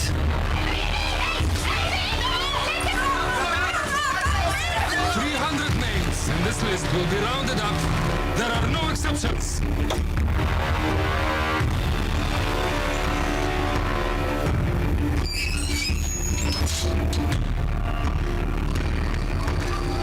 Where are they taking the beers?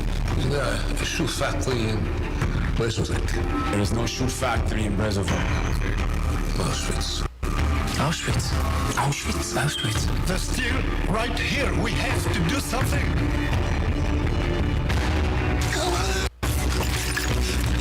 They deserve better. Jews are not people! Wow. You can be on the train tomorrow.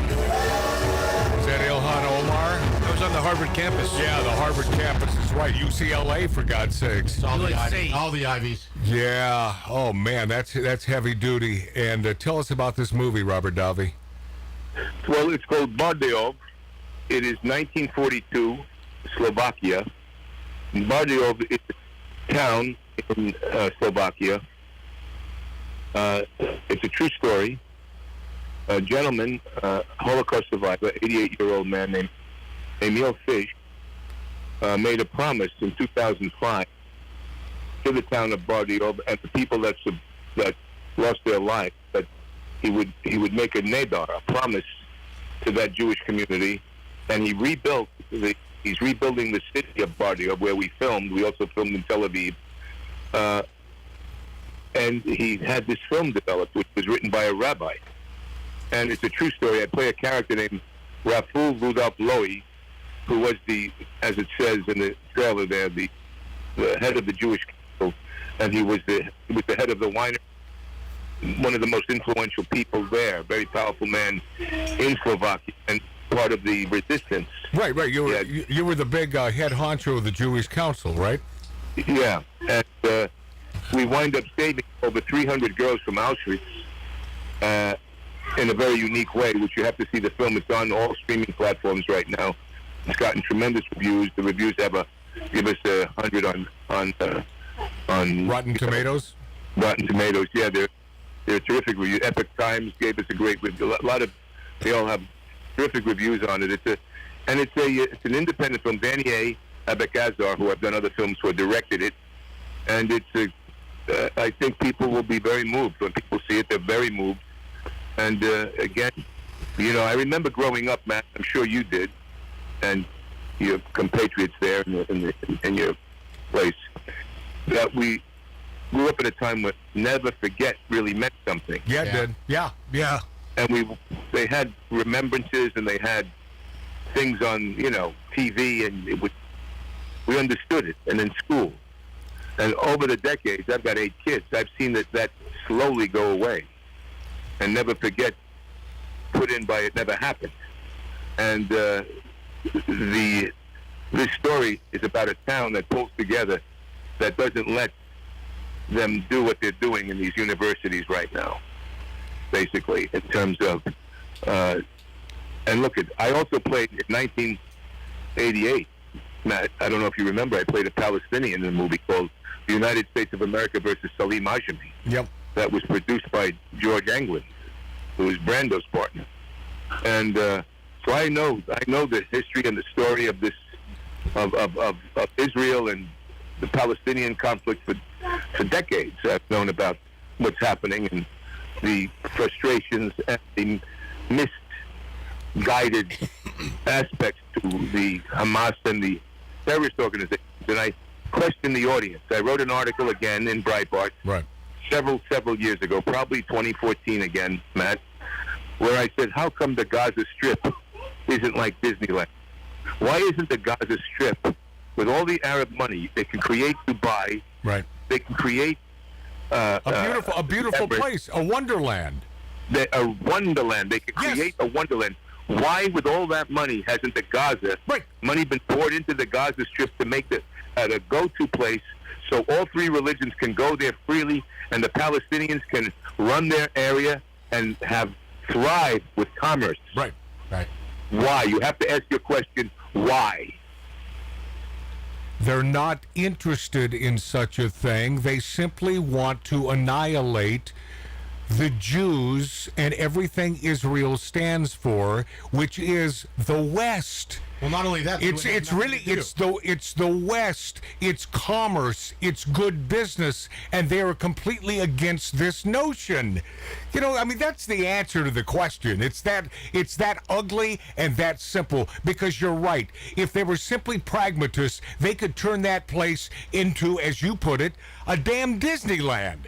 But no, that's not their intentions. These are hateful, terrible people, and they will not be happy until you and I and all of Israel pray to Allah. And the other aspect to all of this, and it's the same kind of pragmatic philosophy that is incorrect, or what they're doing with the immigration in America, the open borders that Biden has opened. And I wrote an article again, I think it was 2016, or maybe 28. I don't know exactly when. But Tucker Carlson had me on his show after he read this article. Right.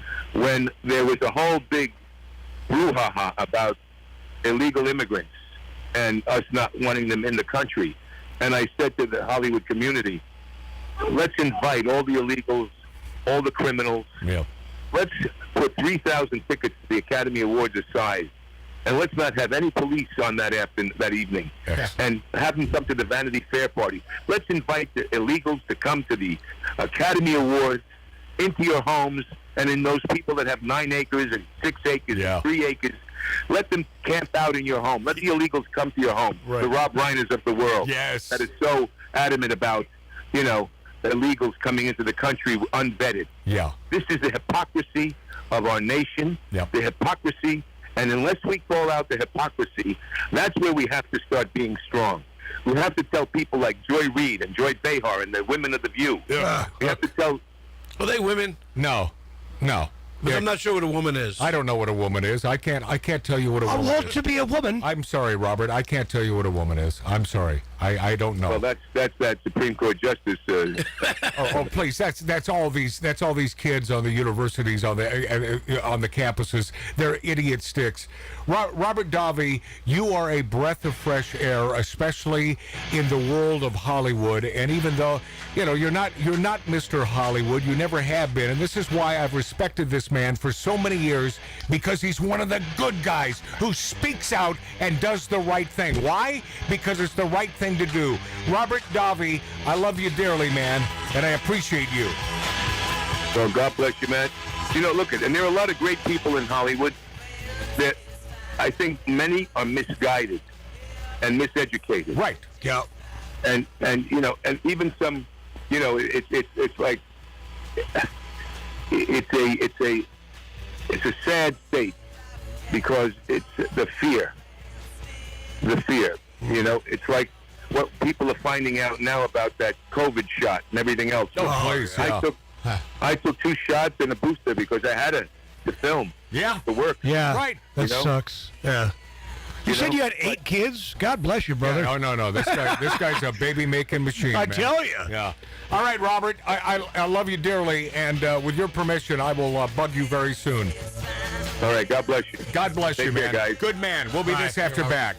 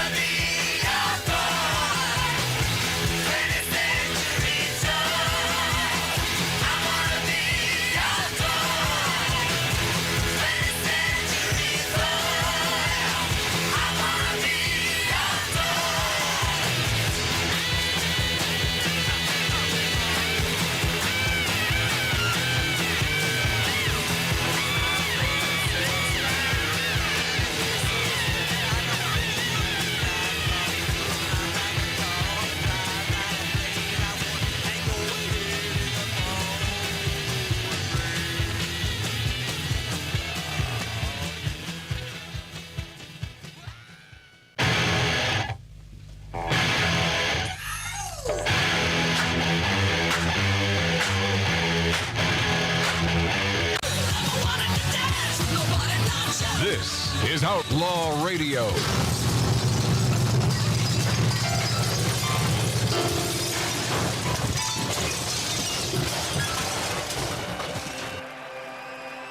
I gotta tell you, old Tattoo Dave is, he's gonna have a little conniption fit over there. Oh, my microphone. Is that the expensive one? No, this is the cheap one, but it's the connection. I don't know. You know, we need an engine. We need a lot of stuff. Hold on a second. I'm trying to find something here. P.S. This last hour, I promise you, you're going to love. I promise you. I mean, if you didn't dig Robert Davi, then you're listening to the wrong show. Yeah. I love that guy. Where the hell is this? So where is my stuff?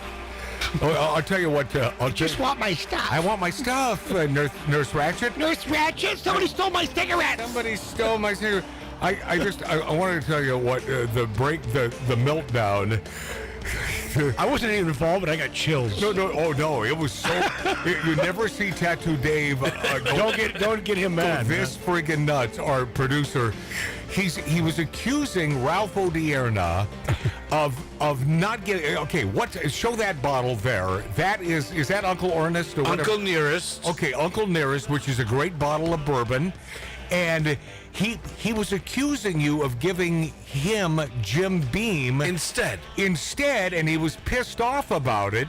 That you were duping him. He was so pissed he came out from the booth and stole the bottle. Yeah. You're damn right I did. Yeah. And I'm standing by what I think. Well, you can stand by all you want, but you're 100% incorrect. You can't defend him. You weren't there. I can defend him because I know where the Jim put Beam him back here in the booth. You're the one who said that he did this next to a Jim Beam bottle, the one that is outside in the green room where Billy Dilly, our Marine, our HR man, stands. And I know that bottle that's been out there for months, and I know how much liquid is in there. Yeah, and I went out. Just enough to fill. There's also a Jim Beam bottle in here. No, there is not enough to fill the glass. The same amount is still there. Well, then he used the bottle in here. No. I did it right next to Mark C.G. Boyer. He watched me fill 3 glasses. I stole some of the ice. Yeah, right? Yeah. That's why I didn't have any ice either. I don't know why. You know, is this why there's a problem? It may be. That's why USC canceled their graduation. Is that because it was my commencement speech? Because of Tattoo Dave? Yeah. Is that why? Why we're having all the problems in the Middle East. Hey, listen to me. A lot to get to. He's a crook. Just look at him. What? You're talking about Ralph Odierna? He's a crook. I just zoomed in on him. Okay. I'm gonna play some snippets of this. What is it? The Activist or No Activist? Cut the Activist. This a-hole, and I'm gonna explain why he's an a-hole, and we'll get into that next hour. Plus, happy birthday, Tim Johnson on the road to Appleton, Wisconsin, and Scott Johnston from Alabama. No relation, but Scott is the one who says, "I want to send you some barbecue sauce from Alabama to put on those ribs, brother." Dreamland out of Tuscaloosa. I make some of my own, but I can't seal it the way the factories do. He sent over the Dreamland. I had a little bit of this on some of the... Is that what you told me about? It is. I gotta try it, man. Oh, and it's spicy and incredible. I love spicy, yeah. And, you know, I got to tell you something. You beautiful listeners and viewers of Magic Matt's Outlaw Radio on YouTube, on Rumble, on X, formerly Twitter, not only do you have good taste in audio entertainment and video on occasion, but you have great taste when it comes to culinary treats. Yeah. I mean, you say, but they probably, you know, and here's a dude from Alabama who just sent us a bottle. So now we're building up the states. We got Wisconsin, Alabama. Come on. Who are we looking for next to send us food? Texas. Oh, Texas has got, they got to come on board with that. And New York has sent us pizza and stuff, I guess. No, that would go bad. I don't know how you do that, but, that's rough. But they'll figure out a way. But Matt, no, the stuff. And by the way, I need to tell you about Officer Tatum in just a few minutes, and little Biddy, you know, the gal from the what was that? She said no crying in baseball. That gal. Yeah. So I'll give you all that when we return in mere minutes, because guaranteed we're going to break here. We'll be this after back on Magic Matt's Outlaw Radio. This will be a jam-packed hour. I promise you don't want... I mean, go somewhere. And then you're going to kick yourself afterwards, because you're going to know your neighbor is probably going to call you and say, you know what you missed? Yeah, your hot neighbor is going to tell you that. We'll be this after back on Magic Matt's Outlaw Radio. Wait a minute. Fill my cup, put some nigga in it. Take a sip, sign the check. Julio, get the stretch. Right to Harlem, Hollywood, Jackson, Mississippi. If we show up, we gon' show out. Smoother than a fresh drop. Skip it. I'm too hot. Call the police and the fireman. I'm too hot. Make a dragon wanna retire, man. I'm too hot. Bitch, say my name, you know who I am. I'm too hot. And my band brought up that money. Break it down. Girls hit you, hallelujah. Girls hit you, hallelujah. Girls hit you, hallelujah. Cause Uptown Funk don't give it to you. Cause Uptown Funk don't give it to you. Cause Uptown Funk don't give it to you. Saturday night and we in the spot. Don't believe me, just watch.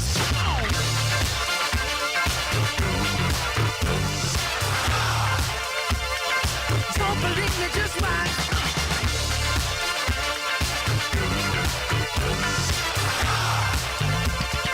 Don't believe me, just watch. Don't believe me, just watch. Don't believe me, just watch. Don't believe me, just watch. Hey, hey, hey, oh! Before we leave, let me tell y'all a little something. Uptown, funk you up. Uptown, funk you up. Uptown, funk you up. Uptown, funk you up. I said, Uptown, funk you up. Uptown, funk you up. Uptown, funk you up. Uptown, funk you up. Come on, dance, jump on it. If you said and flown it. If you freak dead and own it. Don't brag about it, come show me. Come on, dance, jump on it. If you said and flown it. Well, it's Saturday night and we in the spot. Don't believe it, just watch. Come on.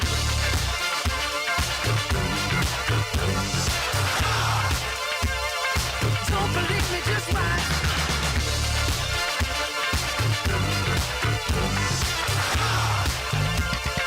Don't believe me, just watch. Don't believe me, just watch. Don't believe me, just watch. Don't believe me, just watch.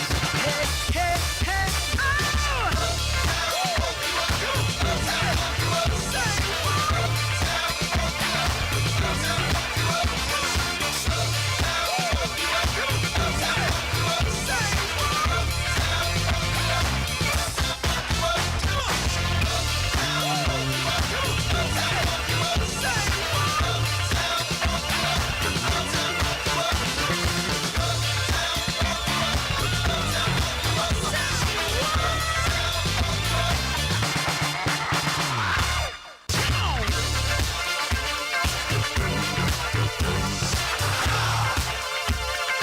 Don't believe me, just watch.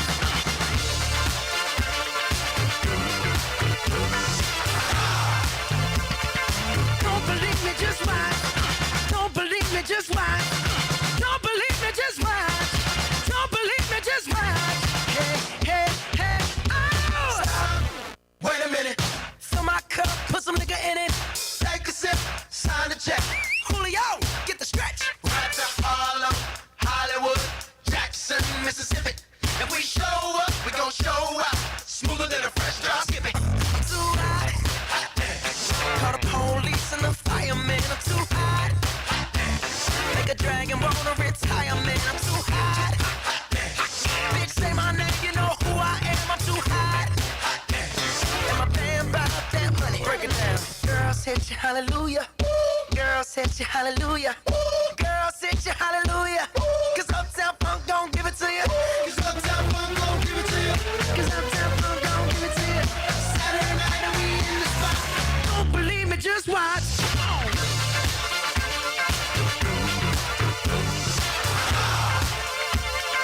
Don't believe me, just watch.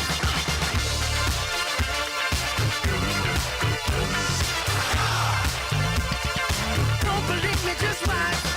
Don't believe me, just watch. Don't believe me, just watch. Don't believe me, just watch. Hey, hey, hey, oh! Before we leave, let me tell y'all a little something. Uptown, funk you up. Uptown, funk you up. Uptown, funk you up. Uptown, funk you up. I said, uptown, funk you up. Uptown, funk you up. Uptown, funk you up. Uptown, funk you up. Come on, dance, jump on it. If you said and flown it. If you freak dead and own it. Don't brag about it, come show me. Come on, dance, jump on it. If you said and flown it. Well, it's Saturday night and we in the spot. Don't believe me, just watch. Come on.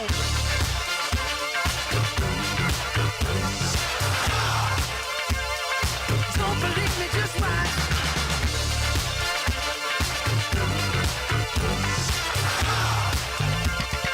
Don't believe me, just watch. Don't believe me, just watch. Don't believe me, just watch. Don't believe me, just watch.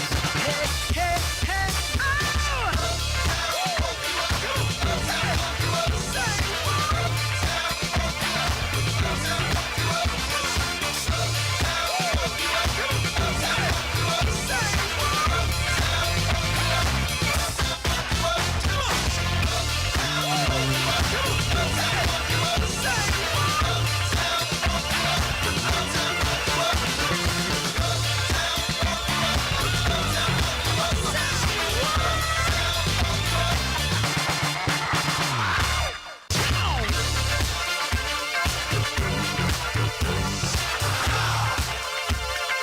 Don't believe me, just watch.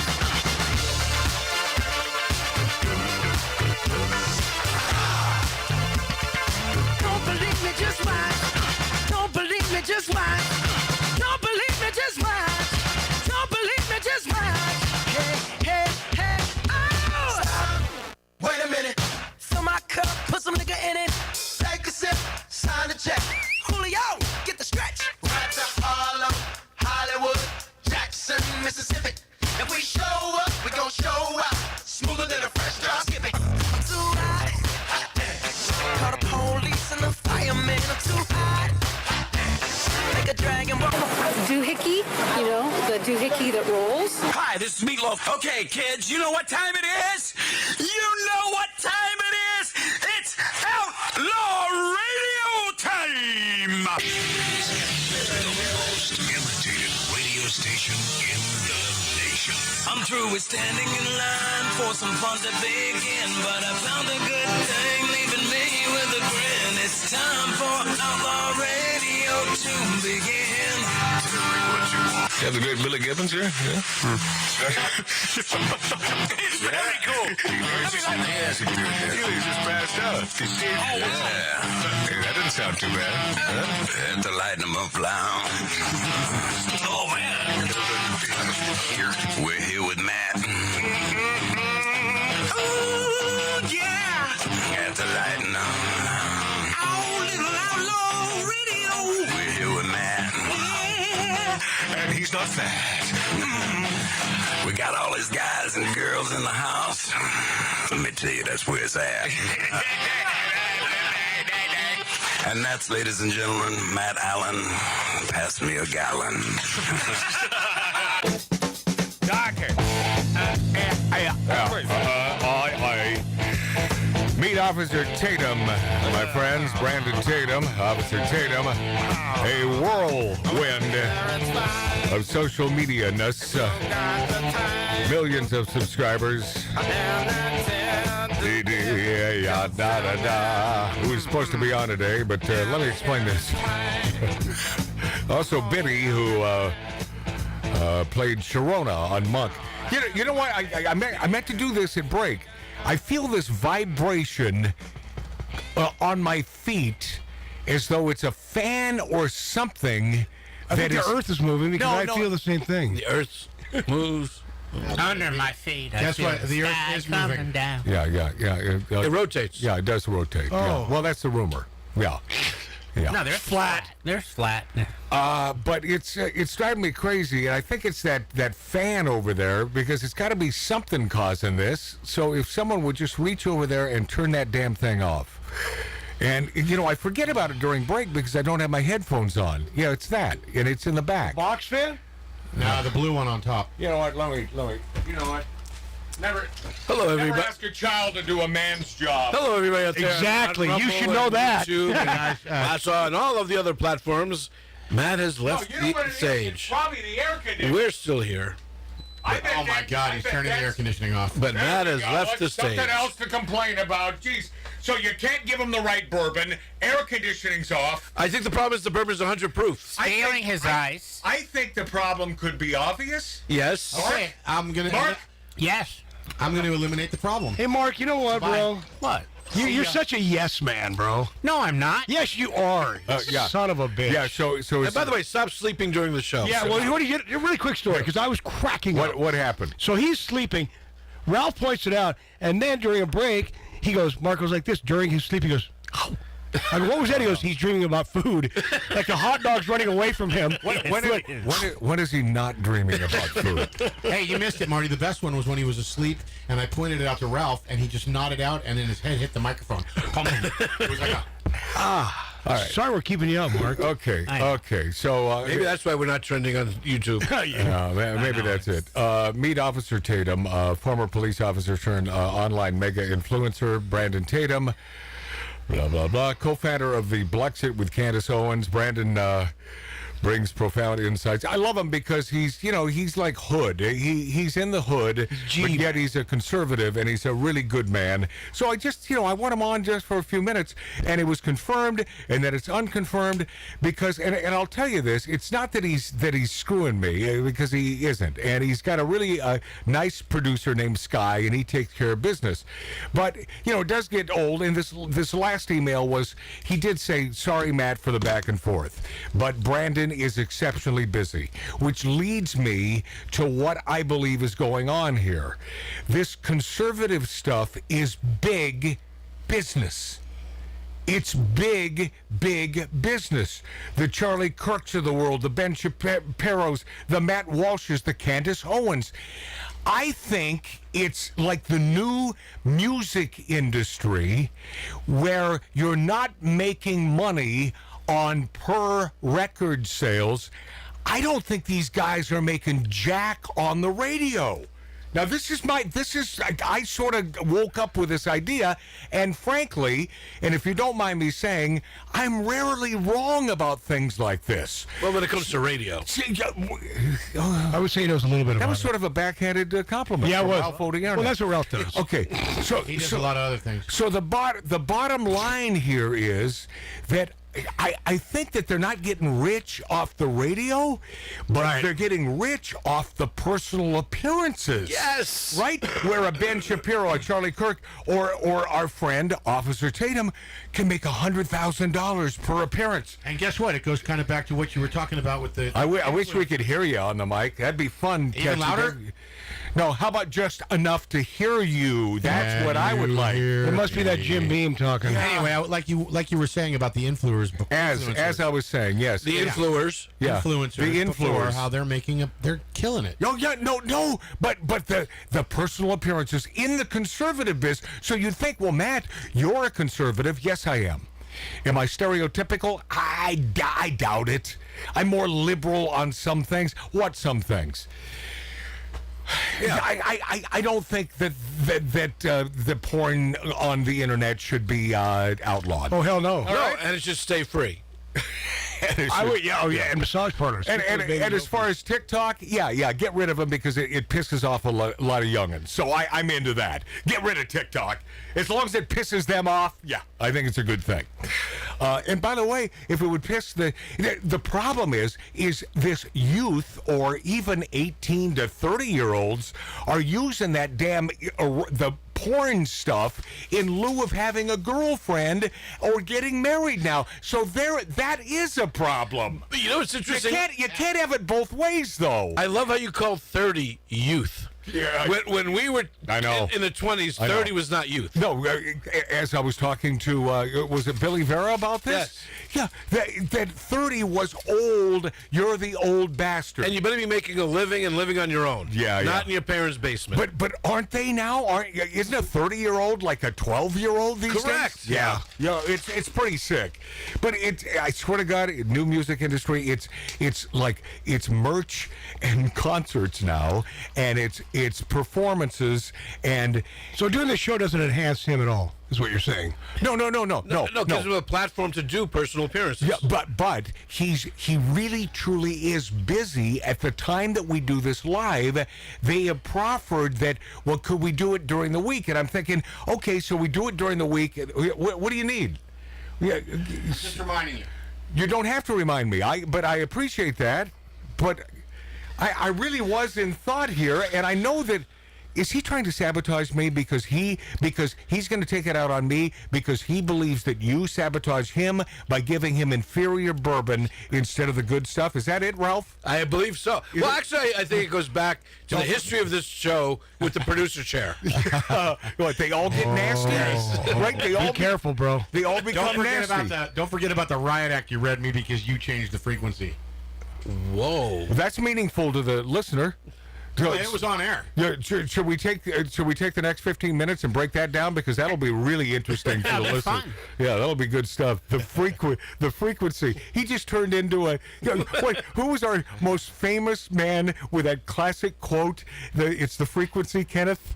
That was the old Texan, the anchor man. Oh yeah. Isn't he coming back? By the way, he's still alive. I think he's coming back out of retirement. It's the frequency, Kenneth. I don't know. That's all I heard before they slapped me down to the ground. Anyway, I guess what I'm saying is it is the new rock and roll, and sometimes I think it's more important for them to make a buck than it is the message. And I will tell you, and I'm not going to tell you where this stems from, but I was talking to a dear friend of mine in the know, and a close, let's say, it doesn't have to be a relative, went on the Charlie Kirk show. And as I was told, and the way this conversation began is I said, boy, that Charlie Kirk, he is a wonderkind. And he is. The guy's brilliant. He's 100% Mensa. But I was told that a close family member was invited to the show, and all Charlie cared about was hawking his hot sauce. And sort of looked beyond this woman who was supposed to be a guest, and they flew her there to be on the show. And I said, so you're saying that money might be more important than the message? And yes, so I'm not throwing Charlie Kirk under the bus, because a good American wants to make a buck. But you don't do that if you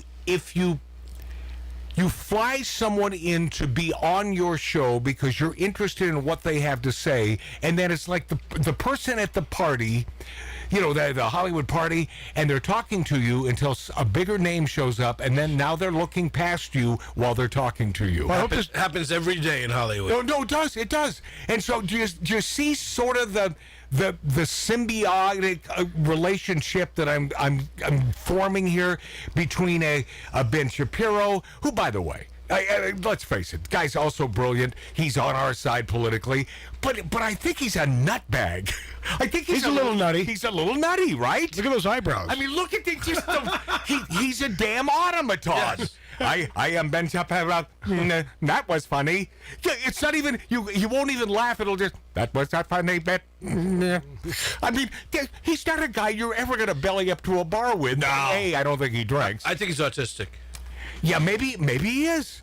Although that's never come out. I mean, if that's true, I think he's very high on the spectrum. Then maybe that's it. Maybe that's it.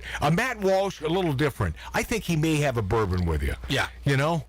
But isn't it time to shave that beard? I'm just saying, I did it. Why not you? And Candace Owens, out of all the bunch, shaved her beard. She shaved her beard. Oh, and boy. so I appreciate her because of that. Who's the blonde, Matthew? You missed her. What? The blonde. I didn't miss anyone. I gave you the biggies. Matt was Dan. No, Rather. you didn't. You missed one. Yeah, it was Dan Rather, of course. Of course I did. Mark, now let's... you did. You want to take the next 12 minutes and then break this down and waste more time so the audience can hate you? Yes. Wait, they already do. That's okay. All right, here's the I beg to differ. I beg to differ. Well, I do. I said it like that. I beg to differ. Okay, so tell me give me some proof. Who's the blonde that's bigger? I can't think of her name. Well, there you go. That's how big she She's is. very hot, and she is huge, actually. She got fired from Fox. You're talking about Megyn Kelly. Yes, I am. And you left her out of this, and she does the same thing. She does. I don't believe that. I mean, I haven't seen her like the aforementioned folks out there doing the university circuit. I don't think she is. Right? Unless I'm missing this, I don't think she is. I thought you were talking about people on the platform of like the internet instead of just radio. Representative to the show. Well, yeah, Representative Ilhan Omar of, well, you know where she's from, visited the campus of Columbia University, and this is where I'm going to bring our friend from Northern California. He's from Bakersfield, but he is now visiting the Bay Area. Oh, I know he is. You do? So Ilhan Omar, he happens to be a Jew. He happens to be gay. So let me dovetail this with Ilhan into a conversation with my buddy Gar.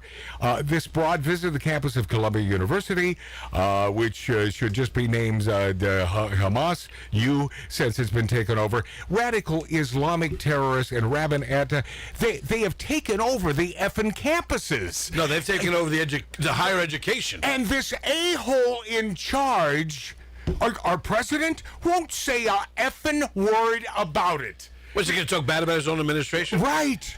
His people, his constituents. Pause. Yeah, Omar felt at home here since these are her people, anti-American, anti-Israel, anti-Jewish, and totally effing insane.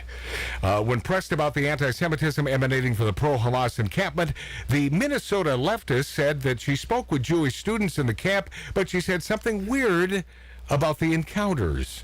Omar has a history of anti-Semitism. Like, remember when she tweeted, "Israel hypnotizes the world"? Yep. But we know that part already. Omar said that no student should face bigotry and that all Jewish kids should be kept safe. We shouldn't have to tolerate anti-Semitism for all Jewish students, whether they're pro-genocide or anti-genocide. No, she said all Jewish students should be kept safe in camps. I'm going to play this little piece for you. Aviva Klompus said she had to hear the audio multiple times since she felt Omar's remarks boiled down to another way of saying the unacceptable Jews or the acceptable Jews. And I think that there's no other way that you can decipher what this nasty piece of crap married her brother abroad happens to say. Here she is. Crank it all the way up, please. Do you think this will translate to the Jewish students who are facing anti-Semitism here on campus? So I actually met a lot of Jewish students that are in the encampment, and I think it is really unfortunate that people don't care about the fact that all Jewish kids should be kept safe and that we should not have to tolerate anti-Semitism or bigotry for all Jewish students, whether they are pro-genocide or anti-genocide. Daniel Katz. Get it? Yeah. Whether they're pro-genocide or anti-genocide. Yeah. Right? Yeah. Just horrible. This broad is horrible, and she's a representative, man. She is in the government, my friends. She's Hitler. Scary. This is Minnesota. And my God, does this son of a bitch in chief need Minnesota? So what do you think? You're a Jew and all, Gar Lester, if you're still there, and I wouldn't blame you if you had somewhere to go. I mean, you're probably at the wharf eating sourdough filled with creamy sauce.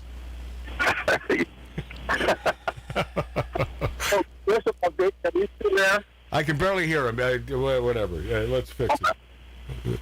I don't know. Let me take up. Is Biddy still there? No, Biddy is gone. Okay. Yeah. So I was going to give it to her if we love her.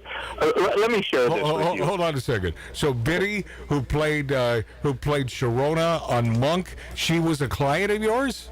No. She was Evelyn in A League of Their Own. Oh, yeah, no, she was the greatest. Yeah, no crying in baseball. I was just going to throw a line at her. There's no crying in baseball. Whose team are you on? Hold on, I'll play a little piece of that, not the entire thing. It's Biddy crying there, Tattoo Dave. Hey, Evelyn, can I ask you a question? You got a moment? Mm-hmm. Which team do you play for? Whose team do you play for? Well, I'm a peach. Well, I was just wondering, because I couldn't figure out why you would throw home when we've got a 2-run lead. You let the tying run get on second, and we lost the lead because of you. Now you start using your head. That's not love. That's 3 feet above your ass.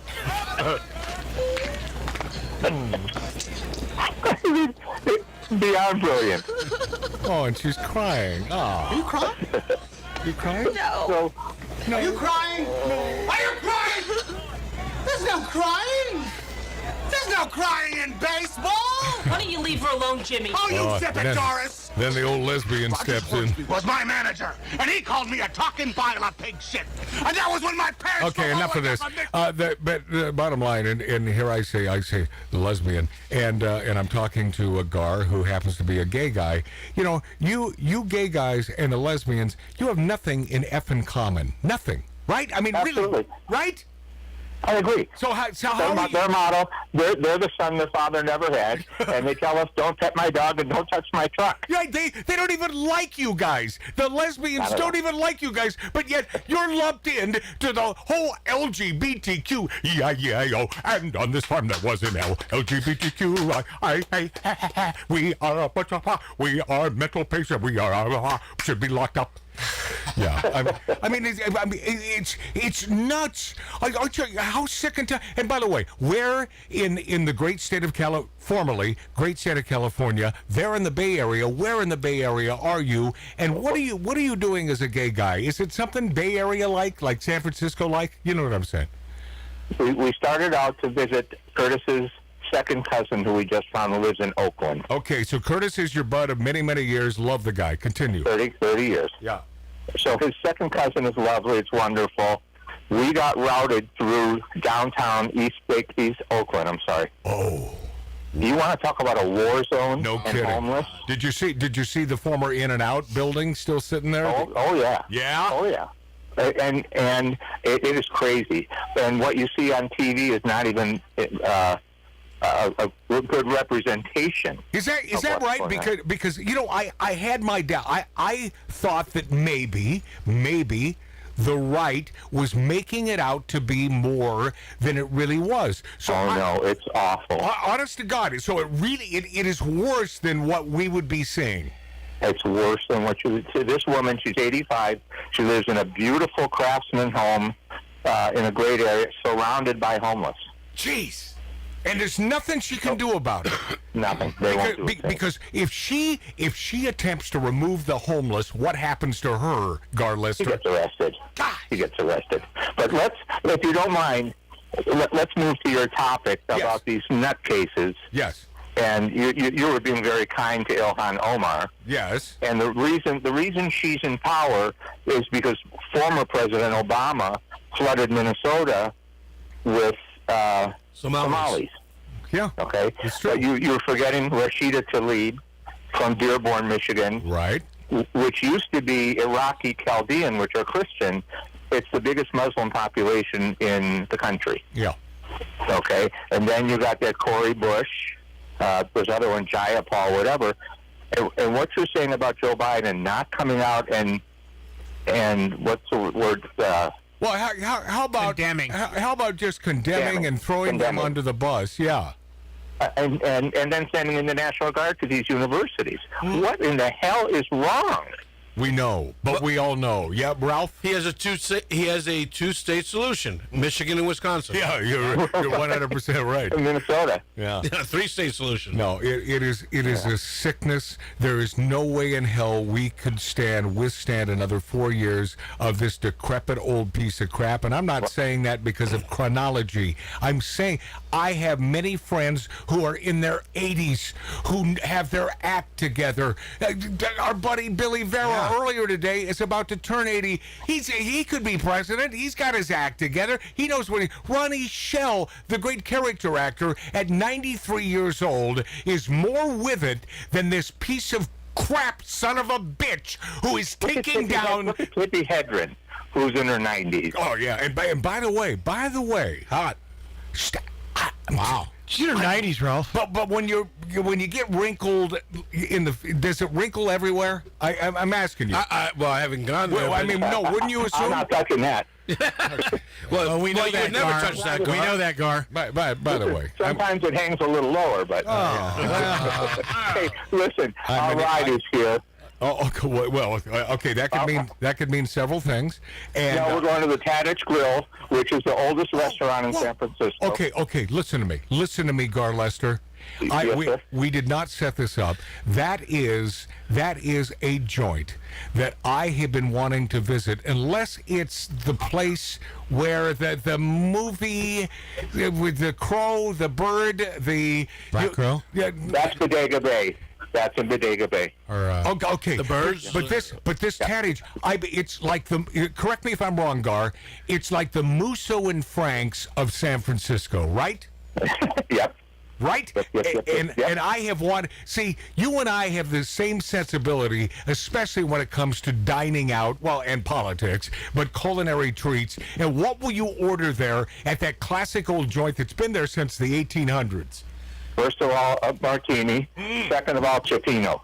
Oh, I hear it. Oh, Cioppino's great. Yeah, I love a great Cioppino. It's killer. Well, I'm just, but where you are there, give us a report next week. Did you have to jump over junkies and bums in order to get into the front door of the Tadich? Not yet. Yeah, but I want you to let me know. Because, yeah, we will. Yeah, it's, hey, you're one of the good guys. Gar Lester is a showbiz icon. He lived here in Southern California and Los Angeles for years with his own agency representing tons of notables. And he finally just said, no, gotta go. Bakersfield is calling. Bakersfield, which turns out to be a truly great town. It's a great town. And you're a great guy, Gar. I love you dearly, bud. We love you all, and I would love to continue this about these moron squads. Yeah. I'm tired of them. That's San Francisco. All right, kids. Love you all. Okay. All right. We'll be this after back on Magic Matt's Outlaw Radio on YouTube, on X, Rumble, and the greatest radio stations across the nation. I lie awake. I've gone to ground. I'm watching porn in my hotel dressing gown. And now I dream of you, but I still believe there's only enough for one in a slowly hotel suite. The journey's long,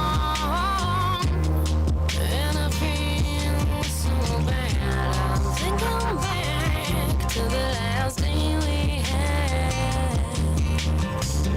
Oh, fades into the night. Soon I know I'll be back with you. I'm nearly with you. I'm nearly with you. When I'm weak, I draw strength from you. And when you're lost, I know how to change your mood. And when I'm down, you breathe life over me. Even though it must be a chance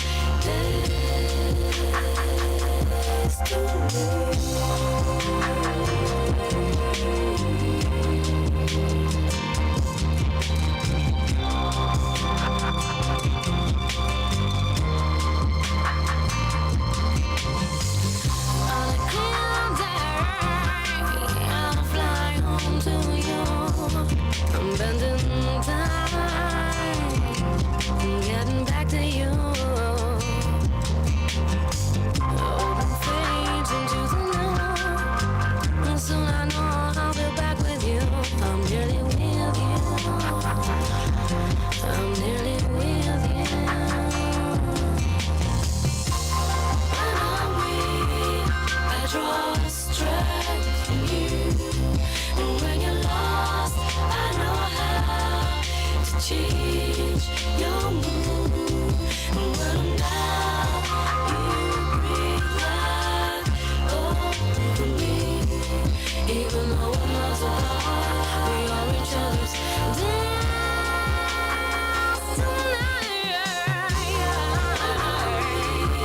I draw strength from you.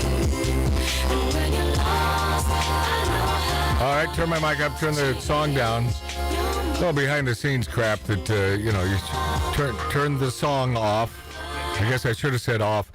Okay, so turn my mic up to the volume it should be. Okay. Normally, turn the trim all the way down. Turn the trim off. Done. Okay. See, it's so effing weird, this board. What, Mark? No, I just find it funny because the whole technical part of it, turn the trim down. Yeah, the trim. My microphone off. So turn the trim Marty, back. you're a musician. Okay, World famous. okay. Let's not waste time on this because that is a waste of time. Turn the trim back. No, not really, but I'm not world famous, Dave. Shut the hell up. You know, you're idiot. He's played in more places than you have. Thank you. Now I'm an idiot. Now I'm an idiot. No, Idiot. hold on a second. I was thinking, what the... Oh, no, I know what it is. So when I said that, and I knew Mart was going to give me the look, like on... it was Martin Mull, and what was the TV show? Fernwood Tonight. So when Martin Mull would always come back from break, and it was what's his name? Who was the Gong Show band leader, Milton DeLugg, and his band.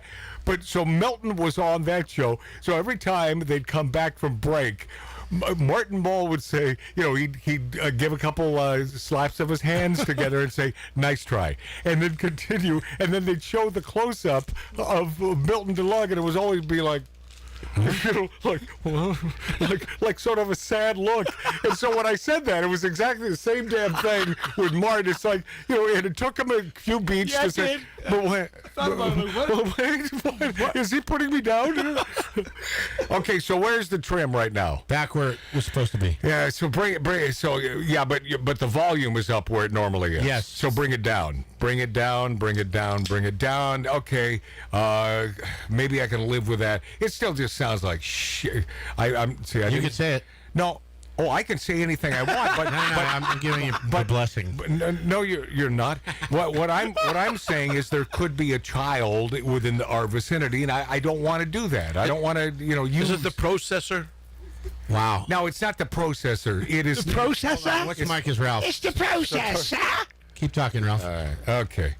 Okay. So, and I'm still feeling that vibrate. What? Yeah, it's not a vibration. It's something in the free. It's something in the. No. It is a vibration. If you were standing here, it's a vibration. Okay. Do you feel it now? Yeah. You do?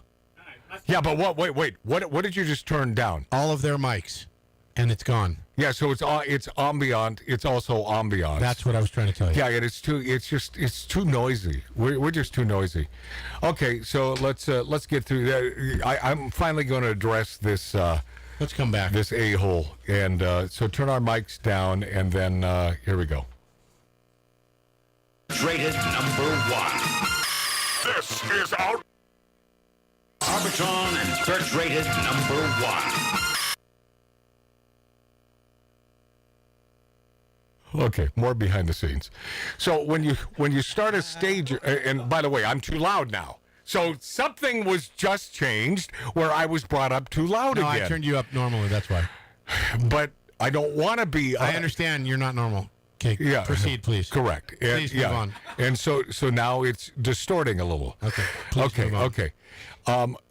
You can't just hit the button and it fades up all of a sudden. It has to start cleanly, which is why I asked you to hit it again. See, and so my volume is. Am I at 12 o'clock on the trim? Not even. Could you put me there? And then bring my mic, then bring the pot down. Oh yeah, you are at 12 on the trim. I'm sorry. So okay, so now the pot is down a little bit. Okay, yeah, that's where. Yeah, so bring me down. So just sort of note where I should be, somewhere in there. All right, let's go. Signing off. Arbitron and search rated number 1. This is Outlaw Radio with Magic Matt, the man who is always right.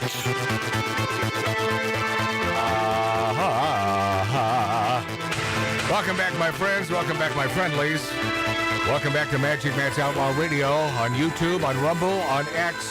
Hey, go ahead, subscribe to us. Right? Why not? All right, turn that way down. It's driving me crazy today. And does he take a while so he's telling me I'm not the boss of him? Is it sort of that sort of thing? right? I do that too. He is a teamster. The Tattoo Day Show. Is it the Teamster mentality? No, he's a teamster. You can't tell him what to do. It's not that. I'm going to let you know what it is. Okay. They're untouchable. Yeah. I'm pulling down the tab, and it's just not going softly as fast as I'm pulling it. So What is a tab? The trim, not the trim. Oh, But I thought you were talking about the Coke duplicate. Yeah. Right. Okay. Moving on. All right. Okay. Anyway, meanwhile. Okay, a couple things, and this is the important part of the show. This is something I've been champing at the bit to get to, but we've been dissuaded by other things, like Robert Davi wanted to speak, and P.S. love that man, and who else? Yeah, a bunch of other people. Yeah. Lee Zeldin says New York has been trending right. Donald Trump should keep the strategy up. I thought the same damn thing when Trump visited the bodega. I thought to myself, this is what Trump has to do. As long as he has to be in New York City, then take the time. He's a smart guy, but he's not a politician, and he's doing it because he knows it's the right thing to do, and he loves the people that love him. And so maybe there's one in that group that's like, we're not certain we love him, but their friends love him, and now they love him. Yeah. And it builds and builds, and it accumulates, and all of a sudden, now we're winning New York. Now, the chances of that in Manhattan, with the population of Manhattan, if Manhattan weren't involved, yes, we win. We win New York. But unfortunately, you've got, nothing but, not nothing, because you do have Harlem, and our friends there are starting to see the light. In fact, the bodega that Trump visited was Harlem. The latest poll is 10% when Trump lost by 30%. 4 years ago. So you're saying 10% what? That Biden is only up 10%. In New York? In New York. So Zeldin, you're right. And by the way, Zeldin almost won. That's correct. He almost won, man. But Zeldin, you're right. I guess we're both right. And CNN poll, majority of Americans doubt a fair Trump trial outcome. 13% said Trump is being treated the same as other criminal defendants. Talking about the current bullcrap. Yeah. 34% said Trump is being treated more harshly than other defendants. 34% Trump is being more treated more leniently. 19% said they had not heard enough to say. Well, duh. Just no opinion because they don't do any research whatsoever. 0% had no opinion. So they all had opinions. But, when you check out the CNN poll and the majority of Americans doubt a fair trial for Trump, you got to wonder, but how many really care? How many are sad or don't like that idea, right? But it's 53% think he's being treated unfairly. In New York City. In New York City. So, it could be a nutty thing where he wins New York. He certainly has Long Island. Right. He certainly has Staten Island. Upstate. 100%. Crazier effing things could happen. How is it possible that the entire nation doesn't feel that he's been treated unfairly? How is it possible? Well, because woke and being a lefty is a religion. Yeah. It's simply a religion. Now, I'll switch gears. Can I do this? Okay. This is, okay, Mart, what's the name of this dude? The activist? Cut the Activist. Okay. And I turned you on to this guy. I'm waiting for your story because I really love this guy. Oh, funny as hell. P.S. That makes two of us. Yeah. All right. And what he does, he does these little vignettes every day. Every stinking day about drinking. Yeah. And I find them funny as hell. I'm going to play a few of these for you, and I wouldn't ask you to sit or stand or drive through these if I didn't know you were going to find these funny. Unless you have an aversion to enjoying some great bourbon supplied by Ralph Odierna or whoever happens to supply Jim Beam a great bourbon to us. But if you have an aversion to that, you may not find this funny. But if you love to tipple or quaff on occasion with a fine cigar, then I believe you will find several of these amusing. But there's a massive other shoe that's going to hit the floor that I think this is going to blow your mind. I went back and forth with the dude that does these, and I'm telling you, You're gonna burst my bubble. It's gonna make your head explode. You know, it sort of goes back to be careful of meeting your heroes. Well, this guy is no hero of mine, right. But I like what he does. Yeah, you're gonna turn me off now. It's the same. You know, if It is what it is. You're right, Mark. It is what it is. I am what I am. I am what I am. And the truth is the truth. Okay, so we'll play some of this dude stuff, and it's. Wait, by the way, his moniker is ridiculous. Yeah, cut the activist. What does that mean? I have no idea. I don't know either. My son turned me on. But But love it. That may explain what this back and forth in the on our Facebook instant messenger means. Because Cut the Activist, that's a stupid name, but he has a ton of hits and he has a ton of viewers because he does funny stuff. This is the dude, some of his vignettes. Nice. Yeah, worked great. Let anyone tell you that you're too drunk. The only person that can make that call is you. You know your body. You know your body better than anyone else. Only you will really know when you've had too much. Pause for a second. Okay, as the producer, let's not do this requesting bourbon while we're on the That's air. what I thought, but No, you please, man. I swear to God, you know, it's tough enough conducting a radio show, but you can't have the producer wanting. I know the bit is about drinking. These bits are about drinking, but it doesn't lend itself to taking me off course and having to worry about sign language in the studio. Why are you worrying about it? Oh, okay, I'll break it down for you. Please. I've only been doing this since I was 12 years old, so I effing know what I'm doing. That's why. Okay. Yeah, I just that's wanted why. to feel a part of it. You're much more than a part of it, my friend. Don't get me started. Especially today. Please continue with this. Okay. Drink until you're drunk. Then drink some more. And here's another. Every time we go out, you're always the drunkest one. But I'm also the one having the most fun. Just because you're not living your best life doesn't mean that I'm not gonna live mine. Grow up. Why be sober and miserable when you can be drunk and happy? Grow up.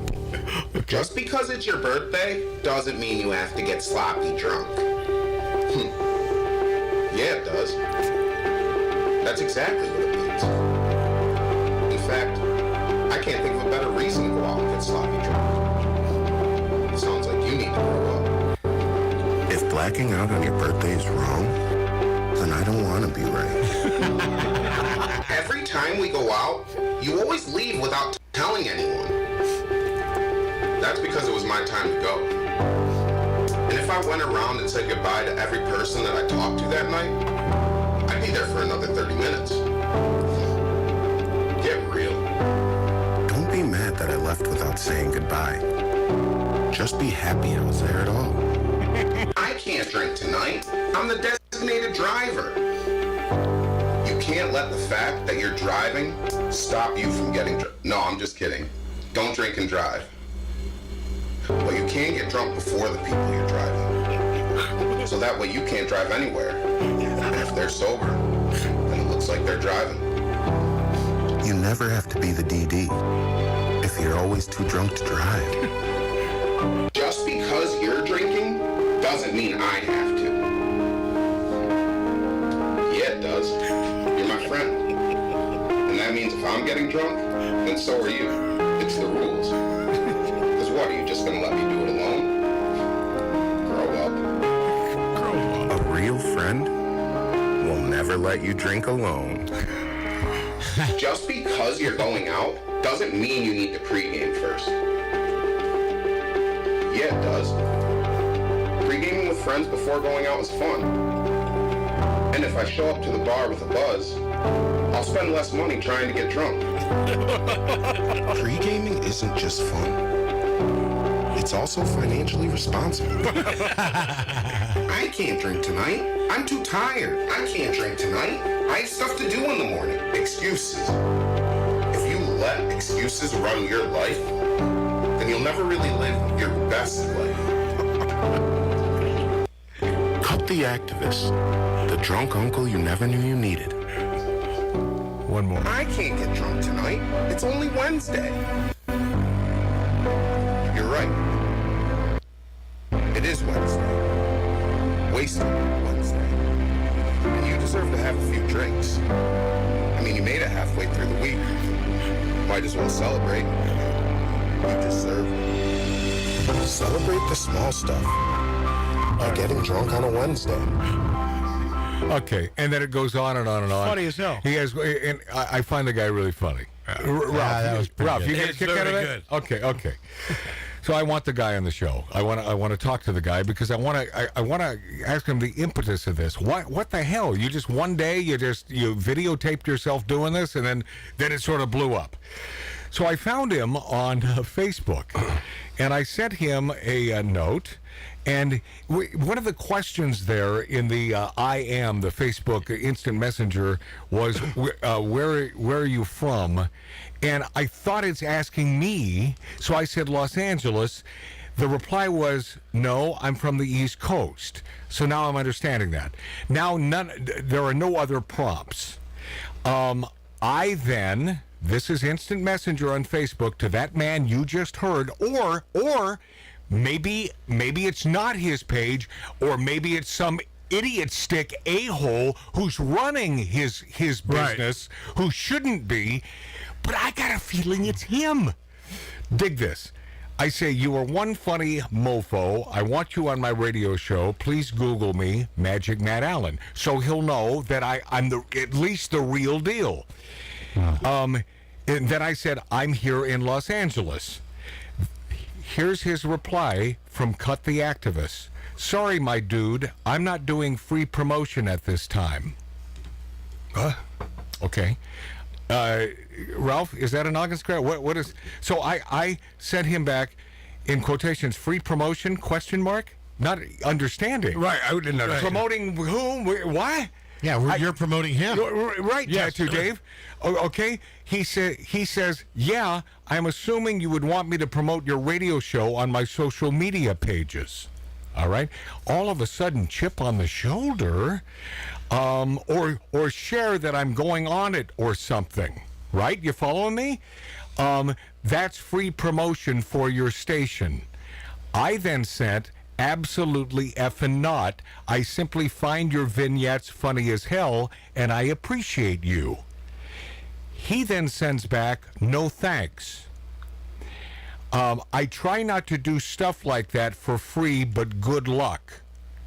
You digging this so far? Well, apparently he's an idiot. I said, okay, you've had some bad experiences with less than scrupulous morons. I'm the real deal, not one to boast. Good luck? ? Regardless, keep up the good work. Cheers, Matt, Outlaw Radio. Then he says, sorry seems like something radio people ask only when they need something or want promotion or to bring someone on that will benefit them. How big is this chip on this a-hole's shoulder? Yeah, what a dick. I then said, you said sorry, not me. Then he sends back, okay. And then I sent back, I was simply quoting you. He says, okay. Then, here we go, the pièce de résistance. Damn, you radio people all suck. LMAO. Laugh my head. Which, by the way, you child. Come on. You punk. And by the way, cage match, I'll take you on any day. You punk. And you are a punk. And so he says, damn, you radio people all suck. LMAO. Oh, boy, you are one clever, stupid drunk. And I sent him back most of them. He said, and you. And I said, and you what? He then replied, you were included in radio people. I sent him back, have a happy day. Here we go. Wow. He then says, why even hit someone up if you aren't serious about doing something with them? LMAO. What does that mean? Well, maybe he was really hammered. How? It doesn't matter. How drunk? How stupid? How I have never gotten that drunk where I turn into Mr. Effing stupid dip ass. If in fact this is him, It is him. I guess kind of sounds like it. Right? It is definitely not a management group. No. That's him. It's got to be him. He is one what an a-hole. dumb mother effer. Yeah, but then why did we even bother playing him? It's just Because stupid. I'm not a small-minded. You know, you are dick-ass. diplomatic. You are. No, I'm not small-minded. It's good stuff. I find his stuff funny. But if you happen to go to, what is it? Cut the Activist. Cut the Activist. You know what? After what you've heard and our repartee back and forth, feel free to, I guess, tell them what's on your mind. We'll be this after back.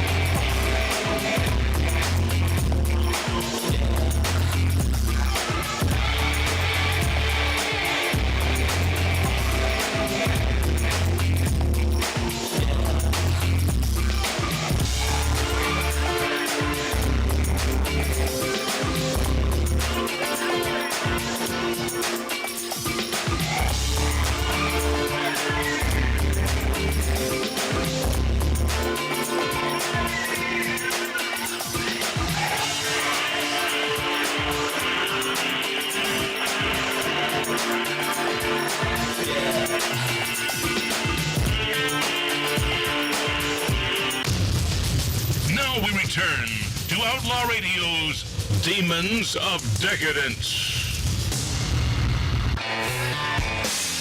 So, if you happen to be here for the last segment, I'm not asking you to give him any crap, but you know, if it's in your heart, in your gut, this Cut the Activist guy, you know, I mean, I like his stuff, but what a D word that ends with a CK. Well, it's really unfortunate. It is unfortunate. Yeah, I agree with you. It is unfortunate. It is. But, you know, I mean, he obviously doesn't need us. It sort of goes to my theory earlier on that they don't even consider radio a real thing anymore. No. And by the way, radio is not only a real thing, but much bigger than you morons on your platforms. To this day, I'm not saying that won't change, but it's still a real thing, and real people love to listen to great radio stations like the ones we're on, and we appreciate, certainly appreciate you spending time with us every week. Okay, a couple things before we wrap it up. Trump challenges Biden, debate me at the courthouse tonight. Well, of course, you know, no response. And if I'm the president, I'm not responding either, even though Biden did finally go on record and say, I will debate him. Yes. You know, I'm not sure he knew what he was talking about. You're Ralph, 100% correct. He didn't know what he was talking about because you know that. Well, he was reading a teleprompter. What amount of drugs or hallucinogens do they have to pump into him to even last 10 minutes in a debate with Donald Trump? Right. Right? Yeah. I mean, how long? Well, like Dave said, one thing he said last week is he was reading a teleprompter. He said, pause. Yeah, pause. 4 words he needed to say. Yeah. 4 more years. Yeah. Pause. No. Pause. No, unbelievable. Unbelievable. Yeah, well, that's the second time he's done that. Or third. Unbelievable that this is the leader of the most powerful What a laughing country. stock of the universe we are. Yeah, it's embarrassing. Yes. And that podcaster who harassed Alec Baldwin, you Yes. know that Yeah, one? yeah. Yes, at the Where, coffee and shop. by the way, I'm no fan of Alec Baldwin, but he was 100% in the right. Absolutely. And Yes. what he should have done is pick that piece of crap up and thrown that person up against the glass window there. Well, then You it know, would have he been wanted- concurrent. His sentence would have been concurrent. I'm not really meaning that. No, but he wanted to. Oh, yeah. Oh, you know that. And what a piece of crap. But yeah, it's just another troll. Yeah, but I don't know if you saw the whole. I mean, she I followed saw him it. around. Through Yes, through I that. did. Yeah, you're right. He should have. That's why I'm commenting on it. No, I'm talking to Marty. I did watch Saw it. the whole thing, dude. Okay, Yeah. You don't have to yell at me. Yeah. But, and actor Russell Brand announces he'll be baptized as a Christian on Sunday. Fantastic. Now listen. Yeah, I don't know what's going on here. I mean, is it real? Is it not? I don't even want to debate it. With that guy, yeah. But you know, if you are doing it and it's the right thing to do for you and you're sincere, God bless you. Yeah, God bless you is right. Mahar is saying a lot of the problem on campuses is due to them teaching dumb stuff like Taylor Swift courses. Well, okay, yeah, but once again, be careful. Be careful not to embrace a Bill Mahar simply because all of a sudden he seems like he's making sense. He's not one of us, meaning he doesn't love America. Or maybe he does love America, but anyone, I take that back. He doesn't love America because he will still cast his vote for friggin' Biden. So I don't know about that. Yeah, but he's making. I think he may vote for RFK Jr. Yeah. Okay. He might change. Maybe you're right. But he's also making a huge buck, so he's got a thing for America. And He's got- Steven Spielberg involved strategically in the Biden campaign convention planning. And of course, Biden set for Hollywood fundraiser hosted by Catherine Zeta-Jones and Michael Douglas. Let's see here. Michael Douglas, Jew. Steven Spielberg, a Jew. They hate the Jews, but yet they're involved strategically in the Biden campaign. And Michael Douglas, of course, a fundraiser. I'm not even asking for an explanation anymore. You should be thrown into rubber rooms. He actually said Biden is sharp as a tack. Yeah. Oh, yeah. Ralph, no, he didn't. Yes, he did. Yes, he did. And George Clooney is teaming up with Obama for Biden Hollywood fundraiser. Another dipstick. Yeah, but P.S. George Clooney, Dipstick. not a Jew. I can almost give him a pass, right? Nope. Yep. See, he's Well, not no, a Jew. I can disagree No, with I you. can tell you why you can't. Yes, and you can also deny comedy. No, which is what you're doing. I could. Yeah, I mean, just for no I thought I was reason. going to tell you because George Clooney's wife is Iranian. Yeah. Yes. All right. She could be an Iranian Jew.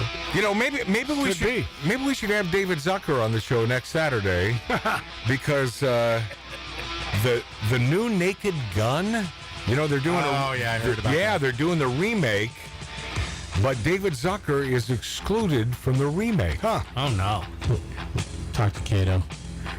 Mark, did you feel as though it was just everyone needed to hear your voice just then? Yes. Because you said nothing by saying, "Oh no." Yeah, and he said nothing the whole show. Well, here, good.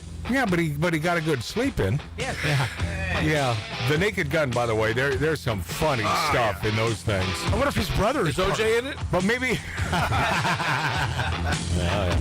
But maybe we should have good. Hey, my thanks to Tattoo Dave. Yeah. Thank you. Despite it all, my brother Marty. Despite it Ralph all. Odierna, Billy Dilly, of course, my buddy over there, Mark C.G. Boyer. I'm Magic Matt. Love you, Mom and Dad. Remember, bumblebees can't fly.